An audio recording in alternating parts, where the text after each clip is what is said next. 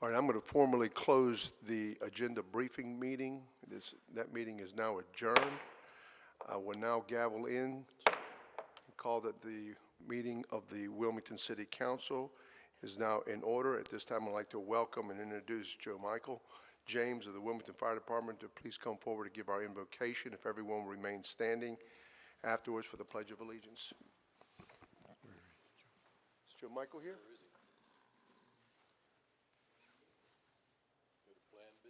Plan B. Mayor Pro Tem, will you please give us the invocation? Thank you. Let's pray. Father, we thank you for this day that you've given us. It's a day that you've made. We pray that you'll direct our thoughts, our actions, and we pray, God, that you'll grant us favor so that the things that we do will make our city and our world a better place to live. For it's in his name I pray. Amen.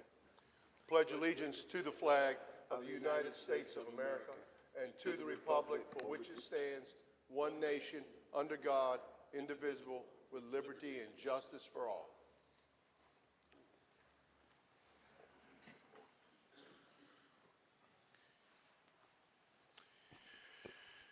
Okay, at this time I'd like to recognize Chief Donnie Williams of the Wilmington Police Department, who will be giving us a presentation on our 2024 year-end crime statistics. Chief, welcome.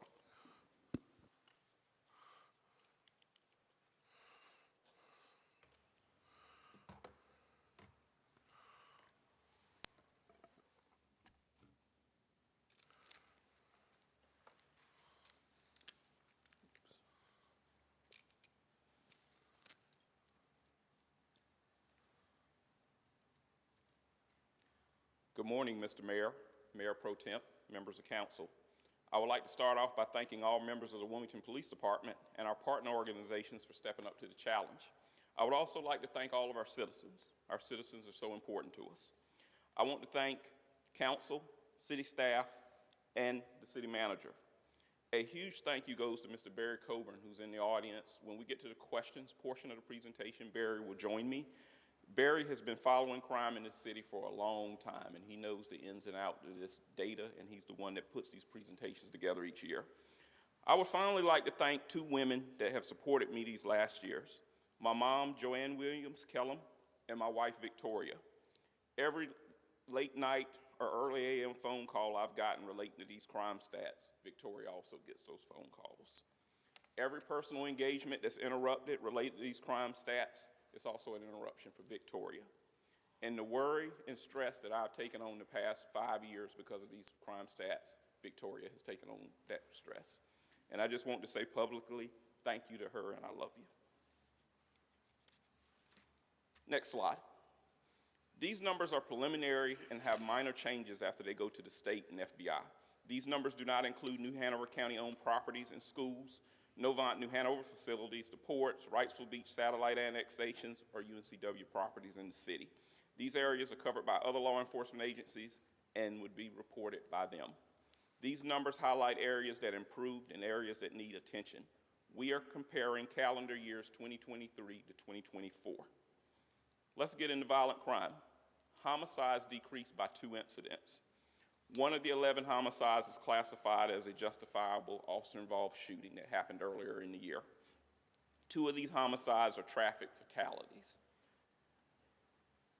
Rapes increased by 21 incidents. There was a prior relationship with many of these rapes. The average between 2019 and 2024 was 70. 2024 totals are the second lowest between 2019 and 2024. Robberies have decreased by 31 incidents. Aggravated assaults have increased by 25 incidents. Overall, violent crime increased by 13 incidents, or 2% compared to last year. Property crime. Burglaries have decreased by 118 incidents. Larcenies increased by 158 incidents, and we're going to get into larcenies a little bit later. Motor vehicle thefts increased by 50 incidents, and arsons decreased by 2 incidents. Property crime increased by 88 incidents, or 2%.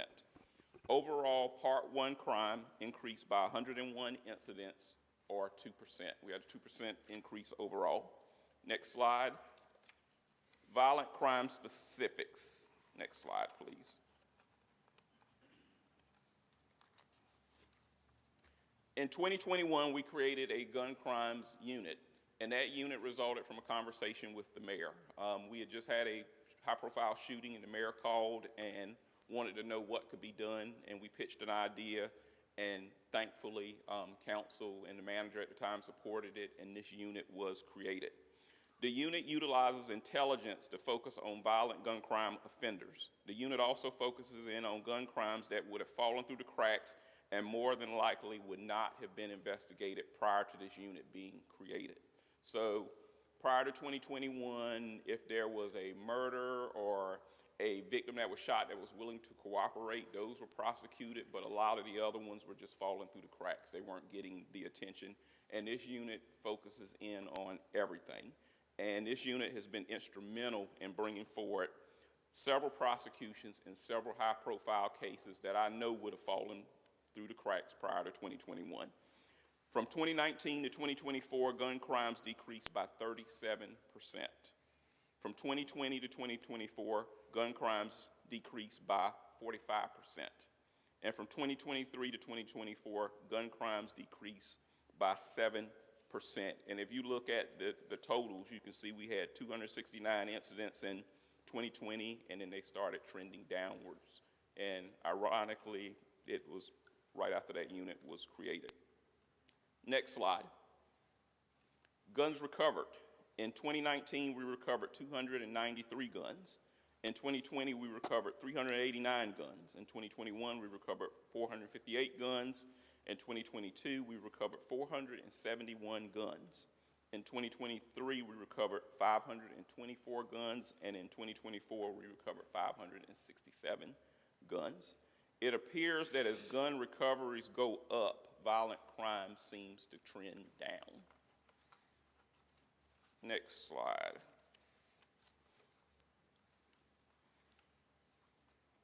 Our violent crime clearance rates from 2019 to 2023 compared to the national average, and we don't have a national average yet for 2024. So in homicides, our clearance rates for WPD was 77%, the national average is 58%, so we're above the national average. Rapes is 27%, we're right in line with the national average on clearances for rapes.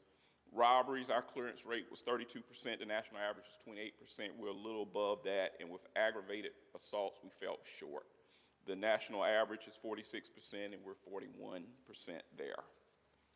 Next slide. Domestic violence crimes. Since 2019, domestic violence crimes have increased by 34%. Since 2022, they've increased by 12%. Since 2023, they've increased by 9%. Aggravated assaults categorized as domestically related increased by 5% this past year. In 2024, 66% of these domestically related crimes are cleared by arrest, or we have active warrants on file for an offender. Next slide. Next slide. Property crimes. 2024 had the fewest number of break-ins and burglary incidents since 2019. From 2023 to 2024, B&Es and burglaries decreased by 22%. From 2019 to 2024, B&Es and burglaries decreased by 43%. Next slide. Larcenies. Larcenies increased by 5% from 2023 to 2024. This increase was caused by larceny from autos where victims continue to leave their vehicles unlocked. Over 90% of the vehicles were unlocked, 90%. And we've done PSAs, and we will continue to do PSAs to try to educate the public. The other factor affecting larceny is retail theft. Retail theft is especially difficult with self-checkouts. Vendors are responding by making improvements to the self-checkout process. Arrests for larcenies since 2022 have doubled, and citations for larcenies have increased by 61%. We've been very proactive with educating stores this past year, and we've also launched our Thieves of the Week series, which is hosted by Lieutenant Greg Willett, who's in the back of the room.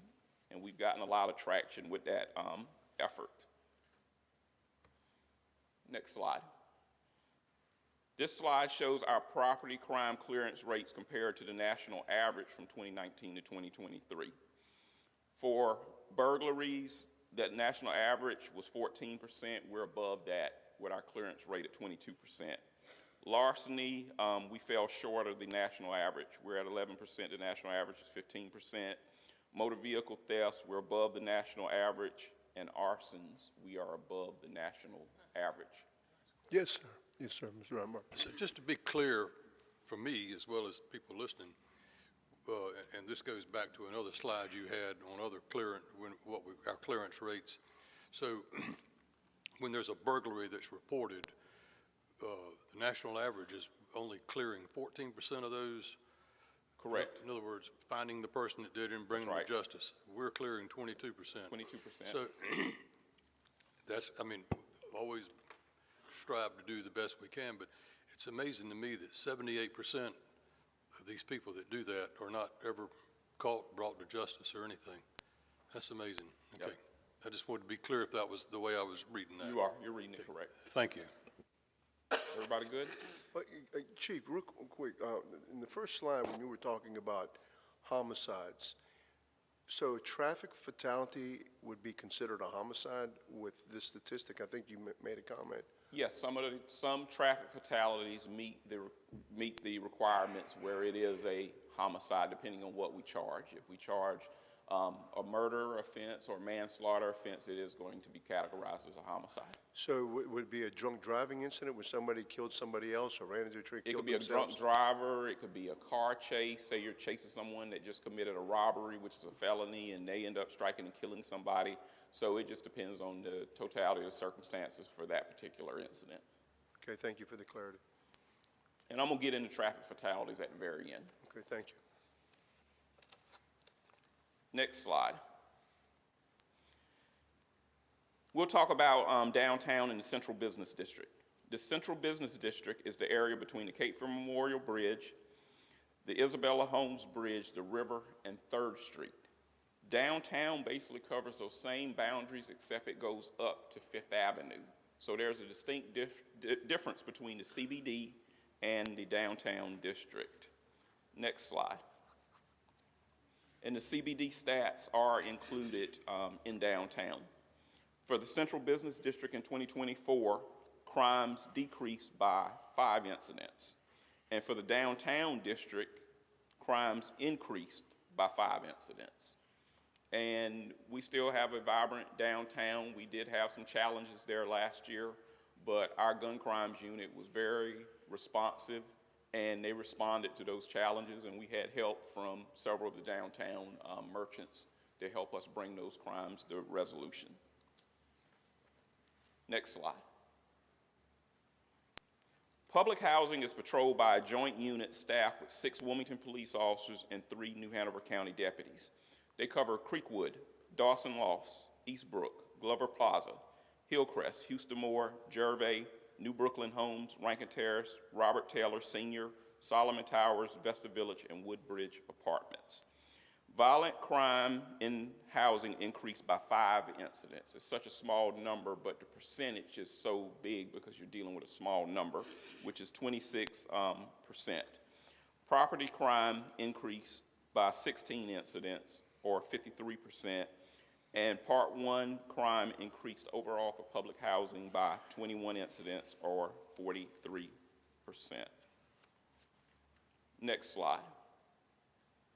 I want to talk a little bit about murders in public housing. There was an editorial done in May of 2019 titled, "Shut Down Wilmington's Public Housing Killing Fields." That article bothered me professionally, and it bothered me personally. It really did. The piece mentioned both Creekwood and Houston Moore. Between 2014 and 2019, we experienced 8 murders in public housing, with 5 of those being in Creekwood and 3 of those being in Houston Moore. We've taken the following actions with Wilmington Housing Authority communities, and this is a we effort. It's not just the Wilmington Police Department. It's the Sheriff's Department, the Housing Authority, and a ton of other stakeholders.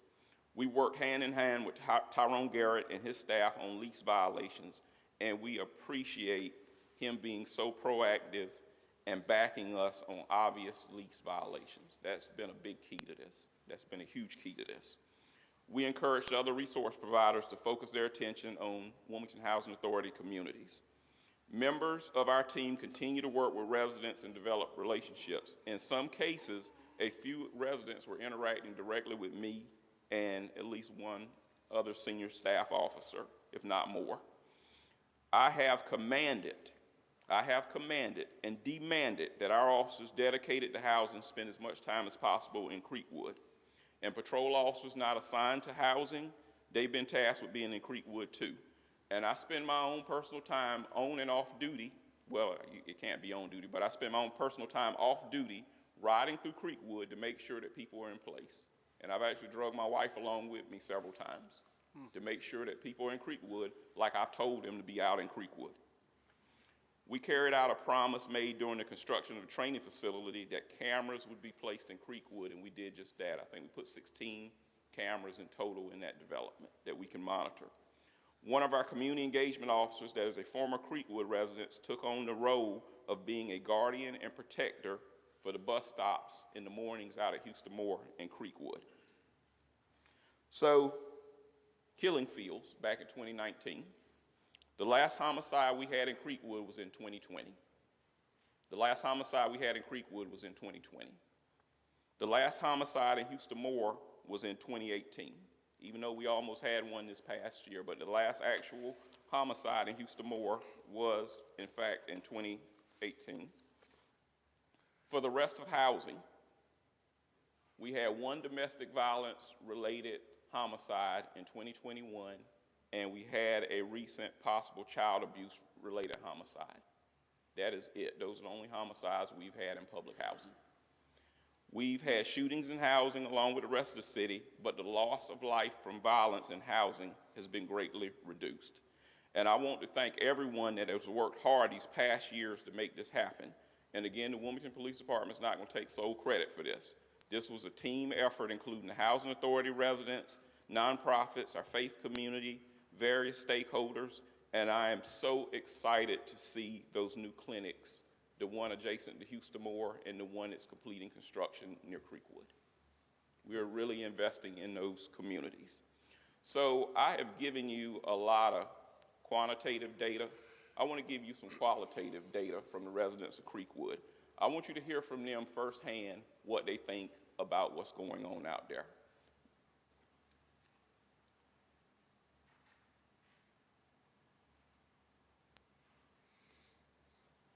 I work for God, I'm gonna put it like that, and so do the police.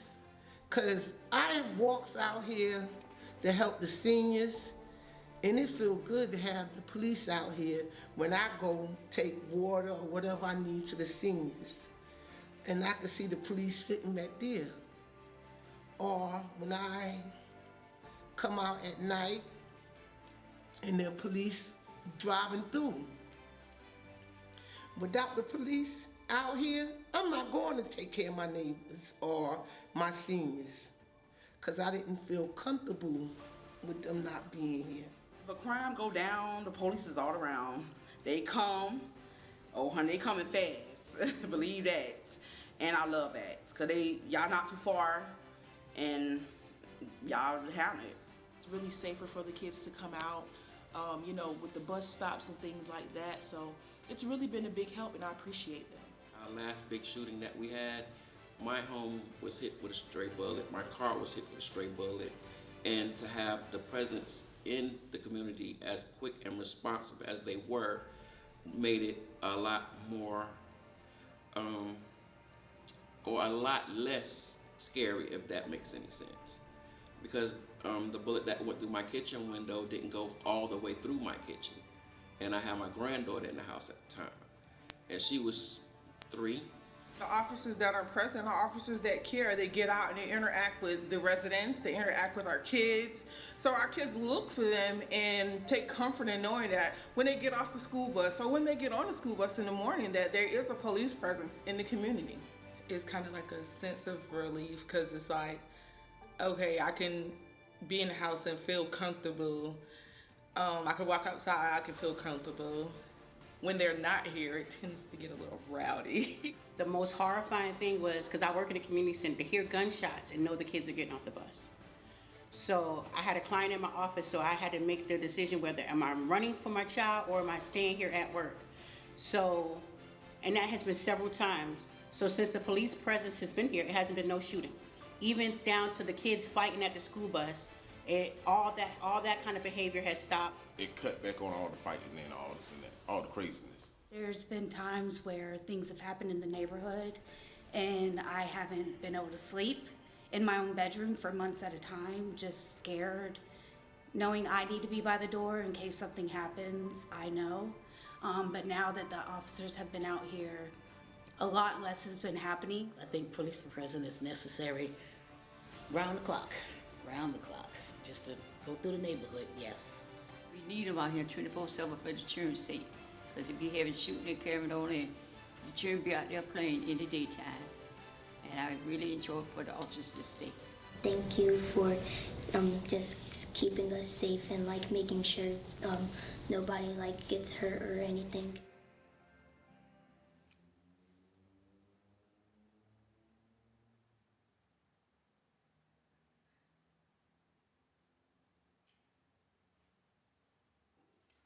That was filmed last week. Very good. And next slide.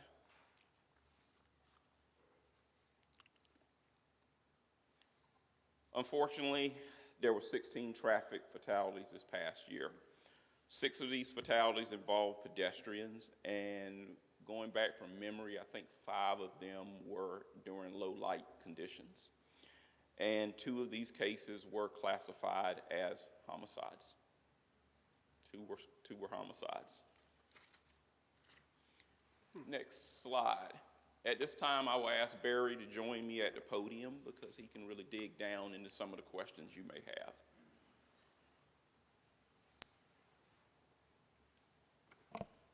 Mr. Mayor? Yes, sir, Mr. Waddell. First, thank you for the presentation, especially the qualitative portion. I think it's important to see what the reaction from the public that's interacting with WPD and how important what you all do to the quality of life is for the people of Wilmington. So thanks for adding that specifically. Curious, what was the total percent change from 2023 to 2024 crime rate for the city of Wilmington? Well, if you're asking based on a population, I'd have to get back to you. But if you go back to the first slide, I believe it was 4%. 2%, sorry.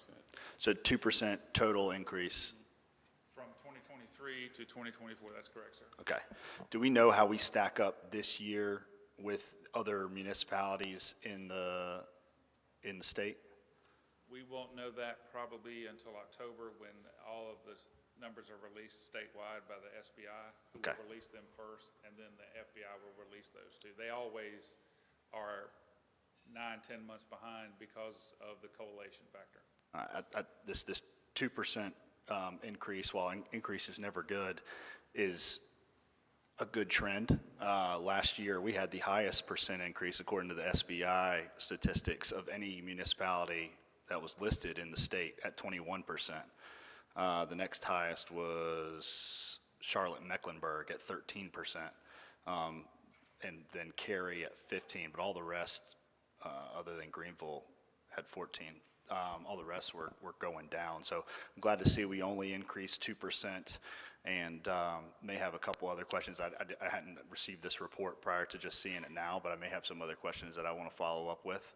But that's it for me at this time. One comment on that, sir. You were correct about the percentage increase from last year, but that was mainly due to the property crime. Violent crime had a nice decrease within that. Yeah, it looks like violent crime, we can go through them. Violent crime was, per the SBI website, was 635 and then 602. Property crime was in 2023, 3,432.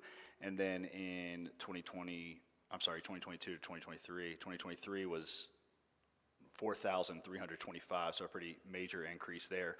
Nonetheless, we had the highest increase year over year of any city in the state. That's correct, and that was because the same 2 factors that we're dealing with this year that we were able to get a handle on it this year was the larcenies from autos, where last year it was 96% were unlocked.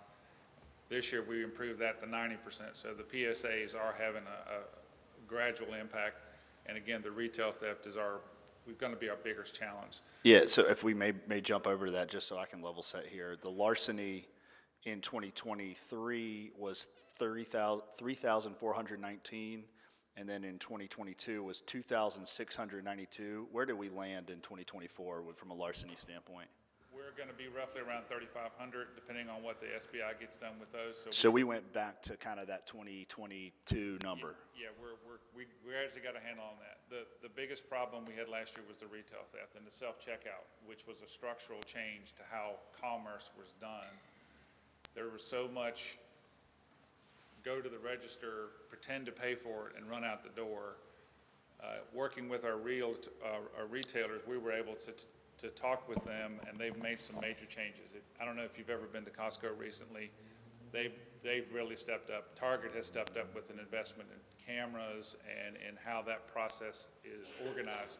You don't just line up in a row and go out the door. You have to go through a corral area, which slows down that. It's basically CPTED, crime prevention through environmental design. Grocery stores are going to be the biggest problem going forward because the margins in a grocery store are pretty small. You're talking 2 or 3% profit. So to make a huge investment in cameras and those kinds of things, it's going to be coming, but it's just not going to be right away. So that's the biggest problem we're going to have with larceny going forward. But we've really turned it around with burglaries, and we've slowed the growth of those two categories. Okay, thank you, appreciate that. Ms. Spears? Chief, congratulations to you and your department for overall making Wilmington a safer place.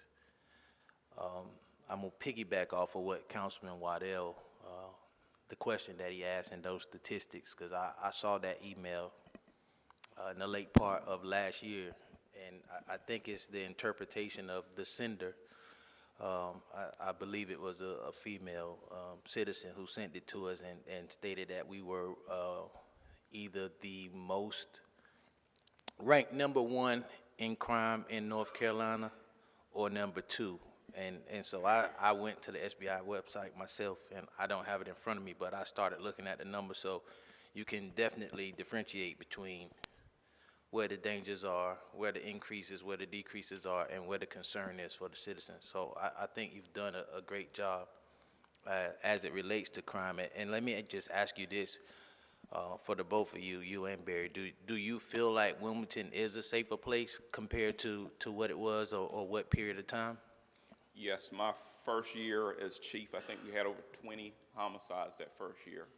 And to say that we technically got 8 if you take the 2 traffic fatalities off and you pull the officer involved shooting off, that's a big, huge jump. And I know there are a lot of factors that the police cannot control as it relates to homicides. It's a community issue, but I feel that the community and people have been stepping up, and they've just prevented a lot of things from happening. Now, will you be able to put the actual data to it and say it? But I'm aware of incidents in this community where things were about to happen and people would make the right phone calls and folks could get in place and intervene. So yes, I feel it's safer. Thank you. I also agree with, and thanks for the video. I share those sentiments with those citizens because as I travel throughout this community and the relationship that you and I have and some other people within your organization, you know, I understand the mindset that you want to have for this organization, and you want people to be in place, and you also want your officers to have a rapport, a positive rapport with the citizens, and also to be in place. So if you listen to that video, you watch that video, then you understand that it's work. Community policing, I won't even tap dance around the issue. Community policing has worked and will work going forward, and we understand the pushback that's taking place. But overall, despite the resistance and other things that have taken place in your tenure, you've done a great job. So from a native and a citizen of this community, I thank you. Thank you. Thank you, Chief. Going back to the larcenies real quick, when we're looking, comparing our larcenies with, let's just say, Charlotte, we're about on this, tracking about the same speed? Charlotte's a big city with about almost 1 million people in it, and so tell me, Barry. Mr. Mayor, in total larcenies, Charlotte's going to dwarf us. In total larcenies, Charlotte's going to dwarf us. In per capita, last year, we had a large spike. We had almost an 80% increase in that category. This year, we've been able to turn burglary around. I don't know if can you go to the previous slide? Last year, we had 527 burglaries and break-ins, and we dropped that down to the lowest total in that span. So residents who are worried about being safe in their home, we've drastically improved that category. The next slide on larcenies. Last year, we had that big spike, and that was, again, beanie autos and larcenies from vehicles and retail thefts. This year, we've been able to kind of get a handle on it. We're still having residents who just won't lock their cars. When we go out to take the reports, there's no damage, there's no glass on the ground, there's no one heard anything, there's no sounds, there's no physical evidence to recover. So the only method for us to solve those crimes is to track the property. And we can do that very effectively with online software now compared to last year, previous years, and through the pawn shops and so forth like that. The self-checkouts is something that is going to take a lot of effort from us and the business community to try to improve that, because that's just something that popped up over the last 2-3 years as a change to how we actually. Sure. I mean, I get that. Can you differentiate the percentage of the larcenies that are the self-checkout from the overall number to determine how much of it is? Is it 50%? Is it 25%? What I wouldn't want to guess right now. But I like to drill down into that number. Certainly. Because I understand when you have larceny day at the courthouse, it's a pretty big affair over there because I know shoplifters and what have you. But I'd like to know a little bit more about that part of it, because the Retail Association in Raleigh has a role to play in this. They come to us asking us for help on certain things in respect to crime issues. We would like to go back to them and say, you've got an issue also that you need to help us with. So I'd like to know what that percentage is. I think that's very important. Number two, I know that we had a significant number of break-ins into vehicles at some of the parks, especially when people are playing tennis, when these guys are casing these places to see if there's any camera systems, and if they're not, people are leaving their pocketbooks in their cars and they're breaking the windows. I know that they've been doing it at yoga studios, places where people work out, where the people leave their belongings there, and they drive around, they're casing the place. How much interaction, Chief, are we having with, let's just say, the people in those shopping centers? I know that you've put cameras in certain parks specifically for these particular issues. How much of that has helped reduce that? Because once you put the camera systems in, it seemed like a lot of that dropped. And I know it wasn't just happening in Wilmington, it was happening also in the unincorporated areas in those parks also. Yeah, that one's kind of hard to tell, Mr. Mayor, because I think in some cases, some of your offenders are local, and then some of them are rings that are running all over the state doing it. One of these cases that actually council brought to our attention, we're still working it, and it's coming back to other parts. It's having a nexus to other parts of the state. So I can't give you a definitive answer on it, because also it comes in spurts. Sometimes we'll go a month where we won't have one, and we'll have 2 or 3 of them in 1 week. So. Okay, and then the other thing that I'd like to ask Barry is, or maybe you too, is on these larcenies, or when somebody's committing a crime, I understand that you might have one person or one perpetrator that may be committing 30 crimes, and when you catch them and you put the evidence together, you kind of solve 30 cases or 40 cases. Do we know the percentage of those particular individuals that are committing multiple crimes that we have apprehended, that we've gotten off the street, that can tie it back into what we're seeing at the courthouse as to how many cases are solved because of that one person? I'm gonna say we can't see what goes on at the courthouse, but if they've been involved with our agency, we'll know, and then sometimes we'll look up and we can tie them with the sheriff's department, and we'll get our 2 groups of investigators together and we'll work it together. Because some of these characters will get out sometimes on bond or whatever, and they know they're going to plead to maybe one case that may involve 30 or 40 cases. I've talked to our former DA about this and how that process works. But I'd like to know if we can extrapolate that information as to the perpetrators of committing multiple crimes that are falling within the larceny numbers. I mean, sometimes it's just an individual, but sometimes it's a ring, sometimes it's an individual that is committing a number of crimes, understanding that they're going to plea bargain to one crime that will solve 40 or 50 cases in some incidents. And I'd like to know those individuals that are committing multiple crimes that are being apprehended, that are solving a lot of the issues that we're talking about with larcenies, that we don't reflect in our statistics. Yes, sir, Mr. Mayor, that's very easy to do for using our internal numbers and our internal database. Keep in mind that individuals in this county who are on probation and parole, 61% are going to reoffend within a 2-year span. So it's kind of that revolving door thing.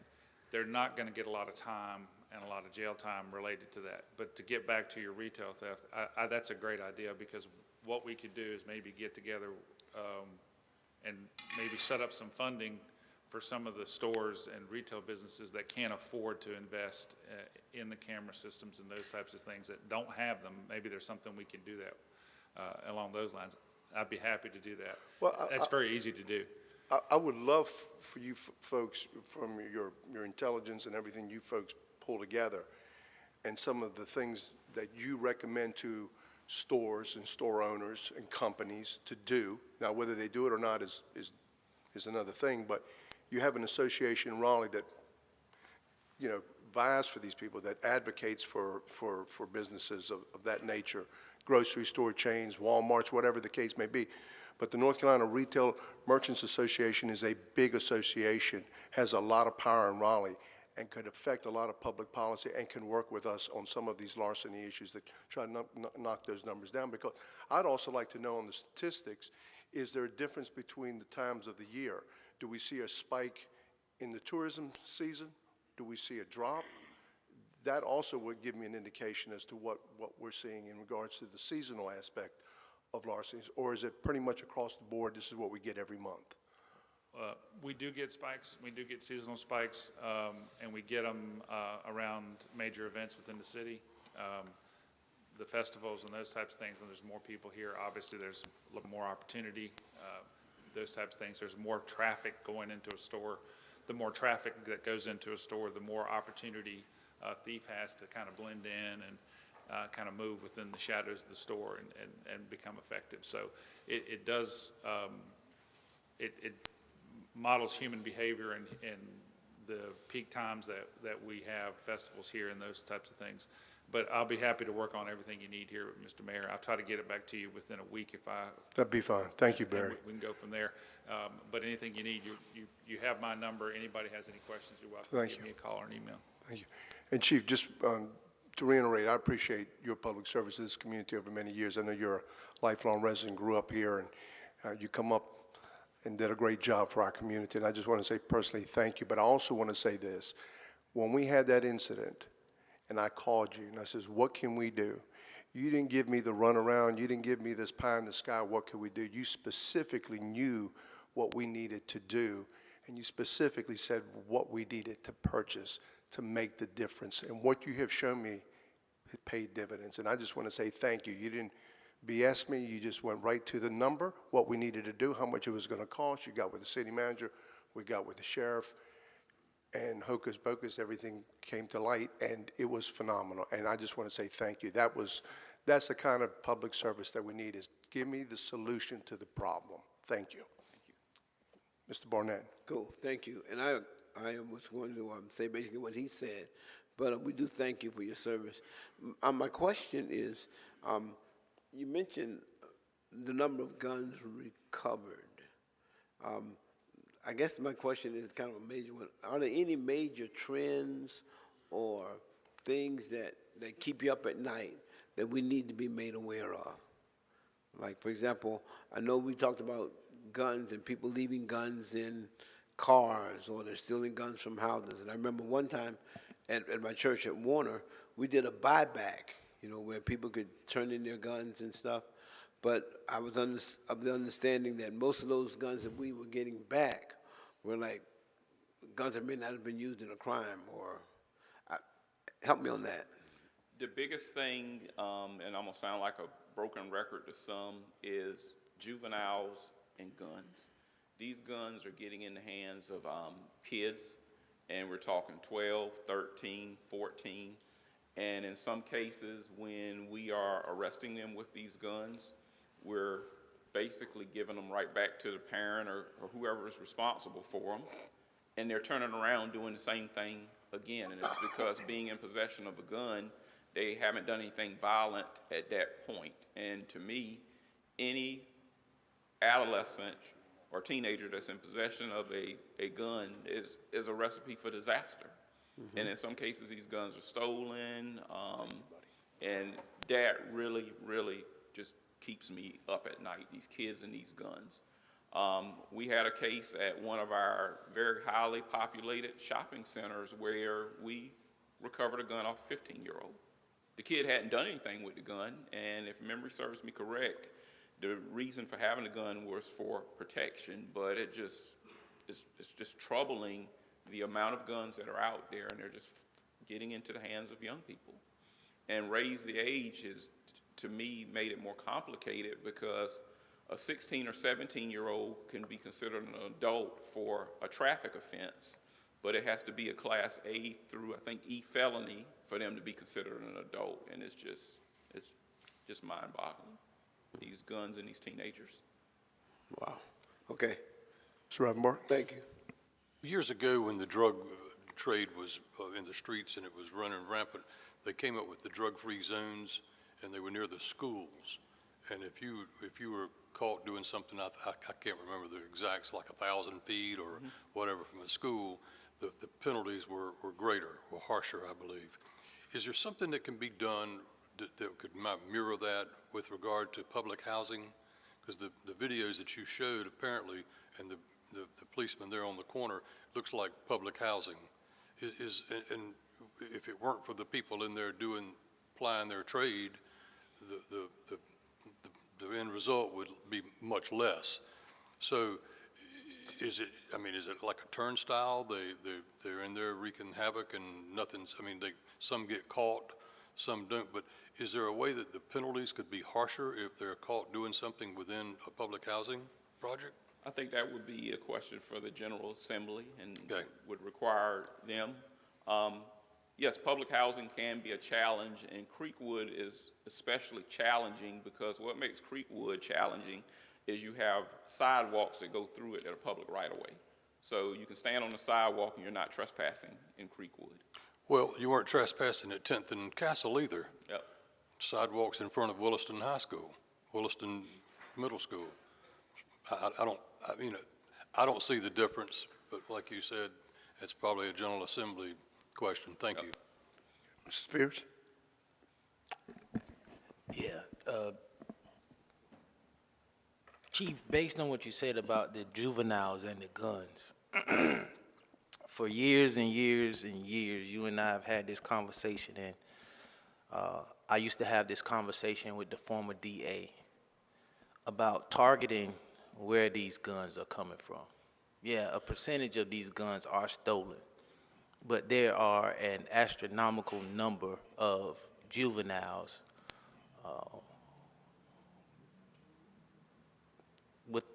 throughout our community with weapons, and they're not just coming from burglaries. And of course, I could be wrong because burglaries are up. The number of, you said 90% of the cases, cars are unlocked. But there has to be an effort that's greater than just juveniles with guns. Where are these guns coming from? And I could never convince Ben to do that extra work to see the source of these guns. But as a person who has lived in this community for an extremely long time and traveled to other communities, it's not just unique to us. It's a trend that's taking place throughout the nation. But where does a 13-year-old, a 14-year-old, 15-year-old get a gun from? Yes, some of it's from stealing, but it just can't be.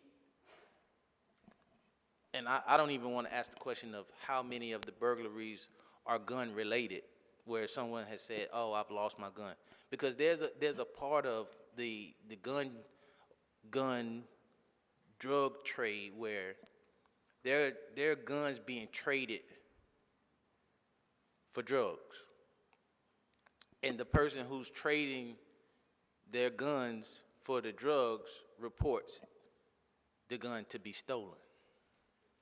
So that contributes to what happens in these communities. And I also want to kind of push back on what Councilman Robinbark said about public housing and drugs. It's drugs in every community. There are drugs in every single community. So you're not going to just ride through a percentage of this community where the majority of the people are black and there's an open drug market taking place. There are drugs everywhere. So you kind of have to be careful with how you illustrate or how you paint with this brush to make people or communities look like. I was on my way coming to this council meeting. There was a car in front of me, 2 white guys driving real slow. Nobody in front of them. I mean, I could have assumed they were looking for drugs. I could have called the police or somebody then, but I didn't. But there's a broader picture, and there's more to the story, there's more to the stats. And so I just want to end with this because the mayor was talking about the percentages, right? And so if we did a poll right now of crime from last year to this year, and I don't know what it was, what it could be. But if last year everybody in this room hadn't experienced this one crime, but this year I experienced this crime, that's a 100% increase, correct? Mm-hmm. Right? Mm-hmm. So we have to be careful with the percentages and really get into the numbers as we look to what's going on in our community. I'll just end with that. Thank you. Mr. Waddell? Just real quick follow-up piece, if we could, from a data point. Do we have New Hanover County's year-over-year increase or decrease yet? I do not. Scott, I know last year when we were up total 21%, they stayed at 0%. I just wondered the juxtaposition there, where it is. It looks like their violent crime did increase year over year, but I guess in the aggregate it fell to 0. So just a data point as a community member and a community leader, it'd be nice to know kind of where the city of Wilmington stands in conjunction with the county of New Hanover. Does that make sense? Yes, sir. It's very hard to make a comparison for us in the county because of the differences in geography and the way our city is set up. We're obviously a huge part of New Hanover County. The county has a more rural crime. Yeah, I completely understand that. And we'll have to do. If we did do the comparison with them, we would have to normalize it on a per capita basis. But we can do that. Well, the SBI has a percentage increase or decrease for the largest counties, and that's what I'm going off of. So I just would like to know where we land before I have to pull it up in the SBI website, if I can. If you get that information before I do. I'll be happy to do that, but a better comparison would be with the municipalities. That way, you'd be comparing apples to apples, because a lot of crime in New Hanover County is just not going to be pertinent to us. A lot of crime in the city is not going to be pertinent to them. But I'll be happy to make the comparison for you. Thank you. Half the unincorporated area should be in the city anyway. Mr. Spears? I'm kind of confused by that. How could the city of Wilmington be in New Hanover County and we have an increase and the county has no increase or decrease? Is that feasible? It's very possible. As you know, there's only one county. We sit inside the county. The county takes their reports. We take ours. We have the majority of the incidents. We have 3 times the level of calls for service, if memory serves, that they have. So that's very possible. But we are in the county. Yes. So all of our numbers are their numbers. No, sir. How not? They're totally separate entities in terms of statistics. If you look at crime for overall. Right, yeah. When you're comparing the New Hanover County numbers to Charlotte-Mecklenburg, it's just in the rural counties. It's not into the municipalities, because you have Charlotte-Mecklenburg PD, and you have Wilmington PD, and you have Raleigh PD, and the municipality PDs have their own separate crime data, and as well as the sheriffs do. Oh, okay. And the county also does not investigate traffic fatalities. So if there was a homicide as a result of fatality, it would more than likely be on the highway patrol's numbers. Okay. Mr. Jordan, did you have a comment, sir? I was, excuse me, thank you. You just sort of clarified the question that I was going to ask. Is we're talking about agency data, not necessarily territorial data, which is sort of how we think about it maybe in this conversation. But actually, we're looking at agency case numbers. That's correct. And when we have joint operations, when the sheriff's deputies work with us in downtown, whatever reports they take, they go into our data. When we work for them in an operation, and this is schools, our reports go into their data because we're working under their ORI number. That's SBI rules. FBI rules require us to do that. That way we wouldn't, it would be under the agency that has jurisdiction. Gotcha. And I guess on that note, if we are looking at the county data, or excuse me, I'm doing it now. If we are looking at the Sheriff's Department data, even that is not going to include things like wildlife violations. It's not going to include things like ALE violations. So it's not necessarily holistic to look at it from a county perspective as opposed to a sheriff's office perspective. That's correct, because the state, the SBI, the game wardens, the SBI agents, the ALE agents, they're all state agencies. They have their own separate collection and data points. We don't ever see that data, and none of this data gets mixed.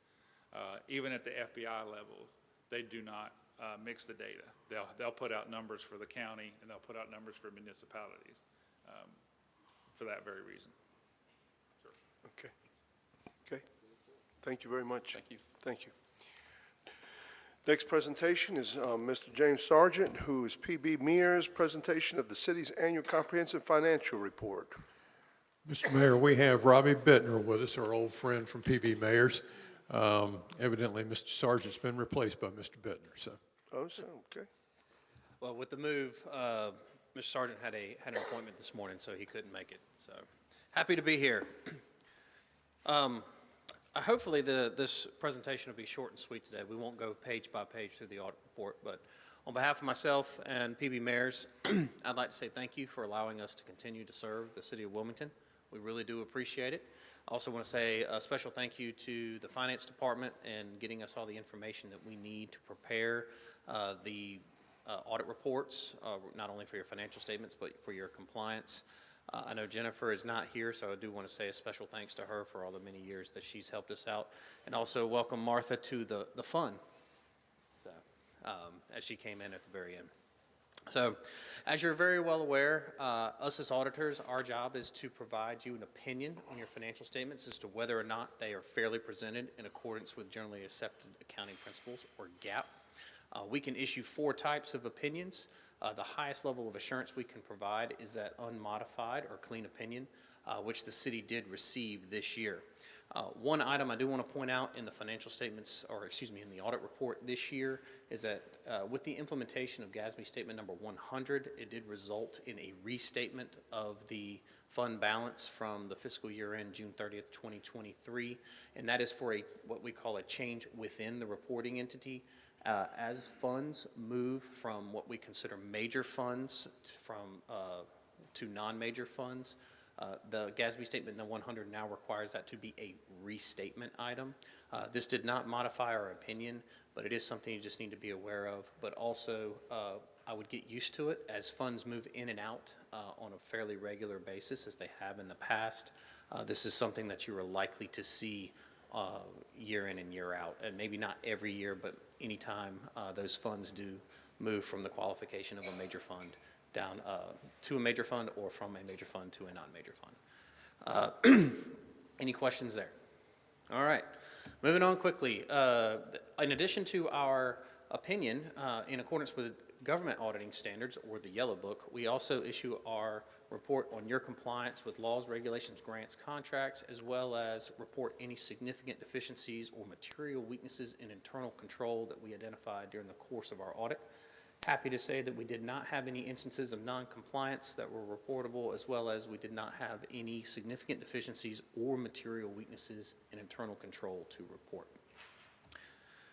Going on from there, in addition to the compliance report in accordance with Yellow Book, we also issue our opinion on your compliance with the federal uniform guidance rules, as well as the State Single Audit Implementation Act. They are actually two separate reports, but given that both we're rendering an unmodified opinion on your compliance with both federal and state grants, as well as we did not identify any significant deficiencies or material weaknesses in internal control over that compliance, put them together, and overall clean opinions there, and nothing to report from that standard.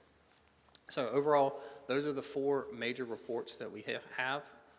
Full, clean opinions, nothing to report from a compliance thing, so kudos to the finance department and all those that work in there. In addition to our reports, you would have received our letter, what we call our SAS 114 or AUC 260 as it's now known, the auditor's communication, those charged with governance. Those are your required communications that we have, that we are required to report to you each year. Happy to say that there's nothing of substance to really report in there other than the GASB 100 item that I just mentioned related to the change within the reporting entity, as well as there were no performance indicators of concern as defined by the local government commission that need to be reported or responded to by the council this year. So, trying to move through here quickly, or we can start on page 1 if you'd like. No, go ahead. Alrighty. Last piece here, just to be aware, GASB statement number 101 will be implemented as of June 30th, 2025. This will bring on a portion of the sick leave that is currently outstanding with the city, as well as statements number 103 and 104 are out there. There should not be any significant changes related to these. A few items in the MD&A that need to be updated, as well as just a few clarification things that will result in some additional disclosures, but nothing of materials, nothing material that should affect the reporting in the financial statements.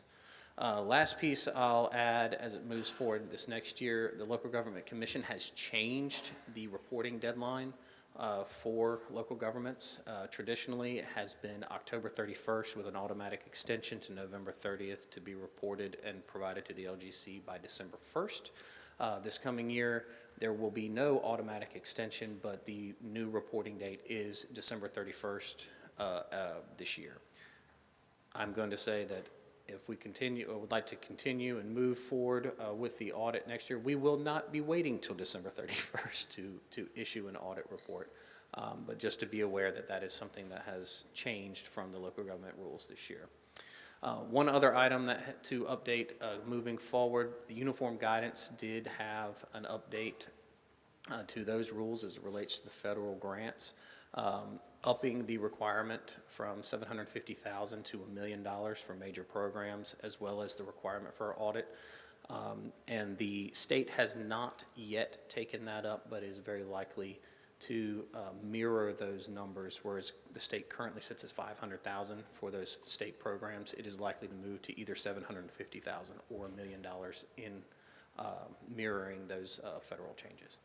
So with that, happy to answer any questions that you may have as it relates to the financial statements and or our audit opinions or compliance reports. Just a question, when you send your audit or the audit is sent to the LGC, LGC just gives you a check. Tony, tell me what happens with the LGC. I know that we have several watchdogs here, checks and balances. You do the audit gets sent to the LGC. LGC reviews it to make certain that we're complying with all of the rules and regulations according to the state. I'm sure we have bond holders in New York that hold a lot of bonds. Everything checks out? Just asking a question. Sure. So the Local Government Commission is charged by the General Assembly to monitor these items and establish the deadlines. After we report to the LGC, They accept the report, and if they identify any issues related to the report or the audited financial statements, they will report back to us as well as the finance department if they believe there's anything that needs to be changed. Nothing needs to be changed. In addition to, as it relates to the bond holders, there is a separate filing with Emma that has to happen as it relates to publicly traded bonds. So that filing is due January 31st, I believe, as it relates to public debt. So also the Local Government Commission provides us other rules and regulations we have to follow, as well as provides sample financial statements and disclosures, as well as checklists that need to be used as it relates to compliance with North Carolina general statutes. So everything's go, all systems go? I can never provide absolute assurance in anything, but in accordance with everything that we did this year, we did not find any deficiencies, and we did not have any material compliance findings. Okay, very good. Okay. Any other questions? Okay, thank you. Thank you, sir. Thank you. Next item, and our last presentation is, I would like to recognize Ms. Rachel Schuler, who's the Director of Housing and Neighborhood Services, and will give us a report on affordable housing fund balance. Ms. Schuler, welcome. Thank you. Good morning, Mayor, Mayor Pro Tem, members of council. At your December 3rd meeting, a fund balance cap policy was adopted for the Affordable Housing Fund. This policy was established to cap the carryover of affordable housing funds to be no more than 2.5 times the value of the 1 cent. With the adopted resolution, it was also established that the calculation would coincide with the annual financial report that you just heard. So while council has been making investments for decades in affordable housing, highlighting this fund really began in fiscal year 22 when council assigned $3.5 million for affordable housing. Following year, in fiscal year 23, the policy to dedicate the value of 1 cent on the property tax was established, along with an additional $1.5 million. In fiscal year 24, the Housing and Neighborhood Services Department was established, and this fiscal year, the policy to cap the carryover at 2.5 times was passed. Just for clarification, the value of 1 cent in this fiscal year was about $2.3 million, making that policy 2.5 times the value at about $5.7 million. Based on obligated funds, we are looking at a balance of about $4.5 million, which is under the adopted policy. Just showing where those funds are coming from that got us to this balance from that carryover. There's been a variety of projects and programs that have been funded. Shown here, you can see that this year there's been obligated about $5.8 million already. And in the pipeline, which hopefully bringing to your review shortly, is another $5.3 million in projects and programs, including one that you'll be hearing later this morning, sorry. All said that if all the projects move forward, a balance of around $98,000 plus any program income revolving loan funds that accumulate over the year is expected to be carried over into fiscal year 26. Just wanted to show the impact that those funds have had both on the obligated and the projects that are in the pipeline for your review. As you can see, this fiscal year alone, an investment of around $11 million will be made if all the projects move forward for the creation and preservation of about 438 units. Obviously, those units may include members of households, so if you think of what the actual person impact is, it's much greater than that. But really what's impressive is that for every $1 the city of Wilmington is investing in affordable housing, another $9 in private or other funding has been leveraged. Going back a little further to show the trend of how these investments have taken place, again, going back to that fiscal year 22, you can see a tremendous impact to the community, both in the creation and preservation of these units, as well as the private and other dollars that are included along with the local and federal money. So I want to thank you for your continued investment and support. And again, this is just a report and no action is needed, but thank you. I'm happy to answer any questions. Any questions? So 622 units with a total investment of $28 million, translated into $210 million worth of project cost, which also includes jobs that build these things. Going back to Canopy Point, could you just, that time period, what is that time period, Rachel? So Canopy Point was approved in fiscal year '22. That was one of the first projects that was funded with that large $3.5 million. It has recently opened this spring. You can see how the time takes from approval to actual opening. So those are 72 units of senior housing on Middle Sound Loop Road. So most of these projects have been approved since '22, going to '24? Yeah, these are all from '22 forward. So So past so three fiscal within years. 2 years, 3 years? Mhm. 622 units? It's good work. Yes, Good work, everybody. Appreciate it. thank you. Thank you very much. Okay. That brings us to the next item of business, which is our consent agenda. Items 1 through 5. Are there any items that any council member would like to hear separately? If not, what are the wishes of this council? Mr. Mayor, if I might interrupt, I'd like to answer Councilmember Rivenbark's question from earlier this morning. Councilmember Rivenbark, the Kennedy Park improvements are $232,067. The Cameron Park improvements are $105,672. The Kennedy Park is both larger and is receiving a poured-in-place surface as a part of the improvements. That's the reason for the difference. Thank you. You're welcome. Okay. Okay, we have a motion to approve by Councilmember Andrews, second by Mayor Pro Tem Barnett. Discussion. All in favor of that motion, please indicate by saying aye. Aye. Any opposed? The item passes unanimously. That brings us to our next item of business, which is public information. We have one speaker that has signed up to speak with us this evening, or this morning, Mr. Mark Gabriel, who will be speaking to us about the fee scheduling for city wrecker rotation.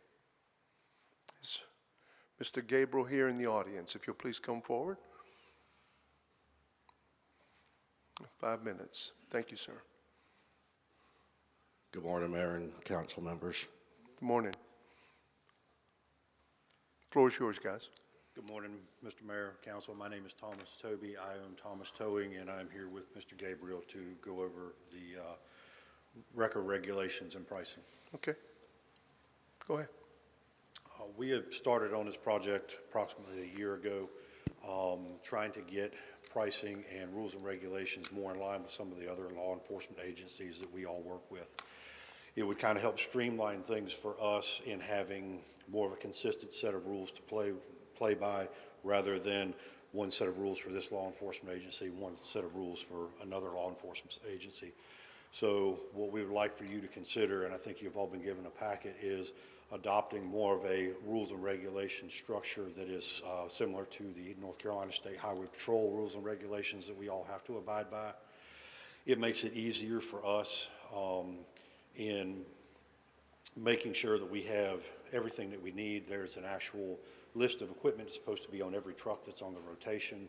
There's the Highway Patrol rules and regulations in some areas are actually more stringent than the City of Wilmington's rules and regulations in background checks and stuff like that. It will make it easier on the city wrecker inspector as well when right now currently he does an annual inspection on the trucks. With the Highway Patrol type of structure that we're looking to seek, it's a biannual, so it makes it a little easier on him, makes it a little easier on us. The big thing that we're trying to do is kind of get into more of an up-to-date pricing. Everything in our industry has gone up except our ability to increase revenue. When we're dealing with rotation, accident calls, and that's what we're here about, is the rotation fee schedule for the City of Wilmington. Those fees have not, the initial fee structure was raised a couple of years ago, but the stuff that goes with it was not discussed and not brought up, and then we were limited on what we're able to do with that. With that, again, all of our costs have gone up. Truck costs have gone up 40%. Fuel costs have gone up. Insurance, I just got a new insurance rate for the 25-26 year starting in April. I was already paying $113,000 a year in insurance just to keep my trucks on the road, and it's gone up 104%. And that was after I saw a $30,000 increase last year. And again, these costs keep going up, but our ability to adjust and go up on the cost for us to do business has not happened. So that's why we're here to discuss that today. In addition to that, there's a lot of things with the advancements in technologies and vehicles that we have to deal with that, weren't there 40 years ago when a lot of these rules were initially put in place. The days of Pop's Garage having a wrecker and being on the rotation list and going out and helping tow that car, those days are gone. We have to deal with EVs now, which are something that we never asked for, but we're the ones that are tasked with cleaning up the streets after an accident and then having to deal with them in the aftermath. Once it leaves the city streets and it comes through our gates and now we're responsible for it, it's kind of not really a rotation call anymore. So when we have to deal with it and the stuff that insurances and stuff that we're required to have, and we have invited a couple of different council members out to our yards and kind of walk through with them what we actually have to do, what happens once we get possession of these cars. We only recover from insurance on about 50% of the cars that we tow into our lots. The ones that come in, they're a liability only insurance or they're a liability only at fault. Most of the time we lose on. We have a lot of people here in the city that are running around with fictitious tags, no insurance. They get in accidents and then we have to go pick these cars up, bring them in, and then our only recoup on those is to go through a 4-month-long process with the state of North Carolina to be able to get possession of the car, to then go through the court system, and it costs us money to then scrap this car that we're not getting paid for to begin with. So that is why we're asking you all to look at this and look at our fee schedule. Again, it is right along the line of what we're doing with the North Carolina State Highway Patrol. In fact, these fees that we have proposed to you are less than what most of us are getting for Highway Patrol at the present time. But we would also, we've got to have a starting point somewhere. The question, and you have been in contact with WPD in regards to the fees and working with our department in respect to making the adjustments. We have been working with the rotation wrecker inspector and Chief Williams for approximately the last year and a half to get this, but it's our understanding that the rotation regulations are a city ordinance that has to be passed by you all to be put into place. Understand. Okay, very good. Councilmember Joyner. Mr. Caldwell, how many different towing groups do we have on this rotation? I do not know the answer to that question. I can get you that information. Do we have ballpark specifics? Approximately 30 presently. Okay, that's more than I thought. That's more than I thought. 38, excuse me, 38. And has that group in totality been working with the police department like you just described, or at least a good number of them? Yes, there's been a group of us that have been working together to put this together to present. Okay. And actually, it's relevant that you brought this to us today when we just heard about the crime statistics, because sometimes you're towing evidence that sits there and is reviewed by law enforcement. They'll come and take photos and do a pull from the black box in the car and everything. So what I would propose we do is have the city attorney and the Wilmington Police Department attorney review what you all have proposed and make a recommendation to us with an eye towards what the State Highway Patrol is doing to see if that's appropriate for us to move forward on. We've had a couple of meetings with, and forgive me, sir, I have not had the opportunity to meet the new city manager, but with the last city manager and the city attorney, or I think she was the interim city attorney at the time, we had a meeting with them and discussed all that with them, and then we kind of stalled. So that's why we're here today, because we're trying to get this in traction. Like I said, I've got a $47,000 down payment to put down on an insurance plan that then I get to make a $21,000 a month premium payment on. So we're trying to get this moving because, we need some relief. We provide a very valuable service to the city of Wilmington. We respond with the police, with the fire, with EMS. We're out there doing the same thing, and we're the ones picking up the roads. So we just are trying to get something moving along this line now so that we can get it approved and start being able to get our pricing where we need to be. Yes, sir. And I just want to clarify, thank you for sharing that with me. I wasn't trying to ping you back and forth to somewhere you've already been. It's that the city attorney's office is going to draft that ordinance before we vote on it. Okay. Is what I was pointing out, but thank you. Mr. Unbar. And anything that this council can do, I know this is not, but I mean, I'm glad you're here, but this is not really the forum for where we can fully grasp and understand until you've been where they are and go out there, just for example, an EV, correct me if I'm wrong, when they bring an electric vehicle on their lot that's been towed, that vehicle has to have a tremendous amount of space around it. And some of these holding yards are not much bigger than half of this room, and you start having to devote that much time to an EV vehicle, electric vehicle, it takes away from your ability to bring more vehicles onto your holding lot.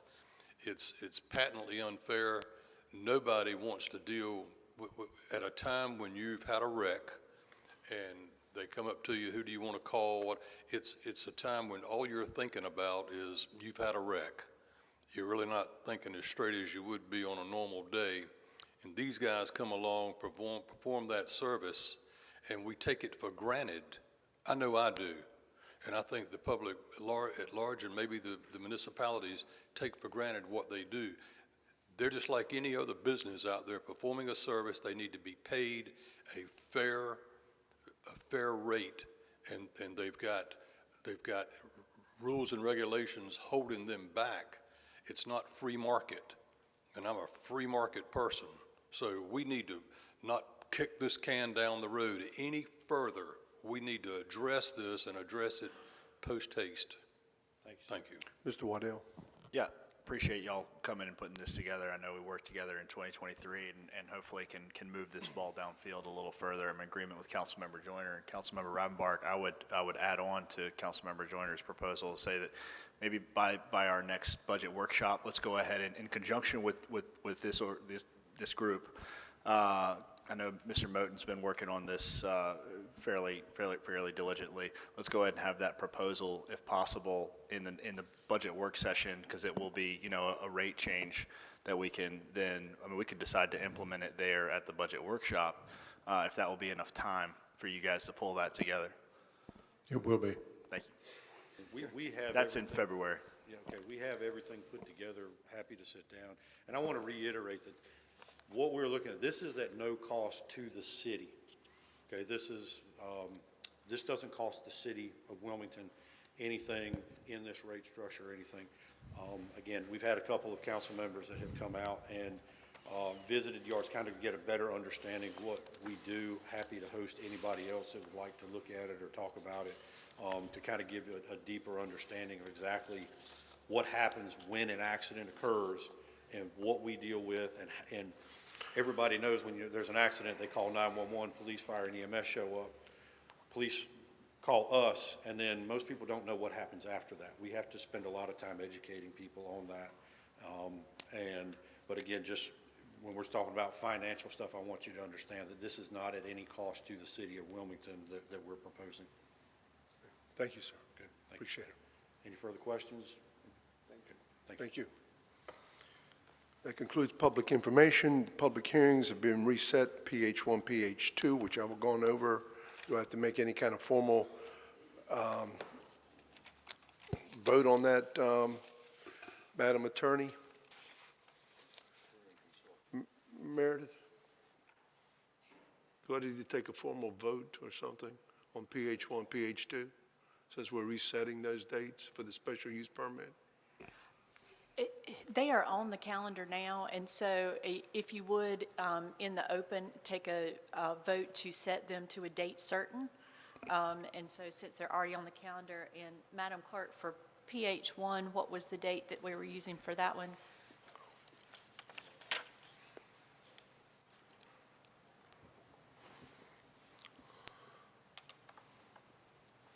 Is that March the 4th?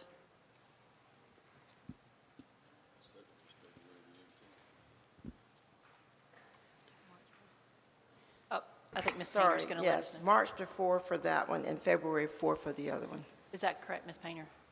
It is. We are still trying to confirm that we can get February 4th advertised for PH2, but March 4th is for PH1. So if you will consider making a motion to continue PH1 to March the 4th, and then a motion to continue PH2 till February 4th. Okay. Yes, sir, Ms. Rumbar. What I got said February 18th for the first. You're correct. The applicant for that contacted us after that and said that they realized they were going to be out of town on February 18th and asked to move it up to the 4th. Because I just want to make sure everybody that I sent that change to yesterday is listening to this, because I was going by what the city clerk sent out. Yes, sir, and that's why we want to set it for a date certain now, so it'll be said on the record, and then it'll be advertised for these dates as well. Thank you. Okay, so let's go one at a time. Item PH1, which is the ordinance granting a special use permit for the residential courtyard development located at 5651 Greenville Loop Road. We will now set that for March the 4th, and we have a motion to continue by Councilmember Joyner, second by Councilmember Andrews. Any further discussion? All in favor of that motion, please indicate by saying aye. Aye. Any opposed? That item passes unanimously. And now let's go to item PH2, which is the ordinance granting a special use permit for a private recreation facility located at 4950 Holly Tree Road and 304 Westchester Road, to set that for date certain for February the 4th with a continuance. Motion made by Mayor Pro Tem Barnett, second by Councilmember Andrews. Discussion. All in favor of that motion, please indicate by saying aye. Aye. Any opposed? Item passes unanimously. That brings us to our next item of business, which is our ordinances. Item 01 is an ordinance authorizing the approval of a pilot social district in the Brooklyn Arts District. This is being heard on second reading, and I understand there was a number of people at the last council meeting that wanted to speak in this particular item, and by state statute, we have to allow that to happen. So at this time, I'm going to recognize our city manager, Mr. Caldwell. Mr. Caldwell. Thank you, Mr. Mayor. You've properly characterized this item and that it is required to have public input on it. If council would like a review of the item, we certainly can call Mr. McEwen to the podium and let him do that. Or if you'd just like to take the public comment, that's certainly up to you. I think we'll take the public comment, start with public comment, okay? So I'm going to open it up and ask for anybody to come forward. Mrs. Hill, I know that you're here.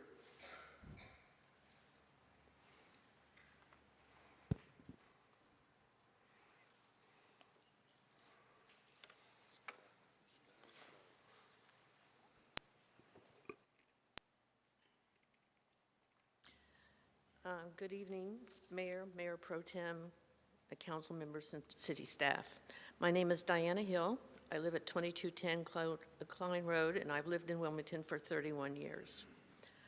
I hope that you will not pass this ordinance since you have a second chance to do what's right for the community.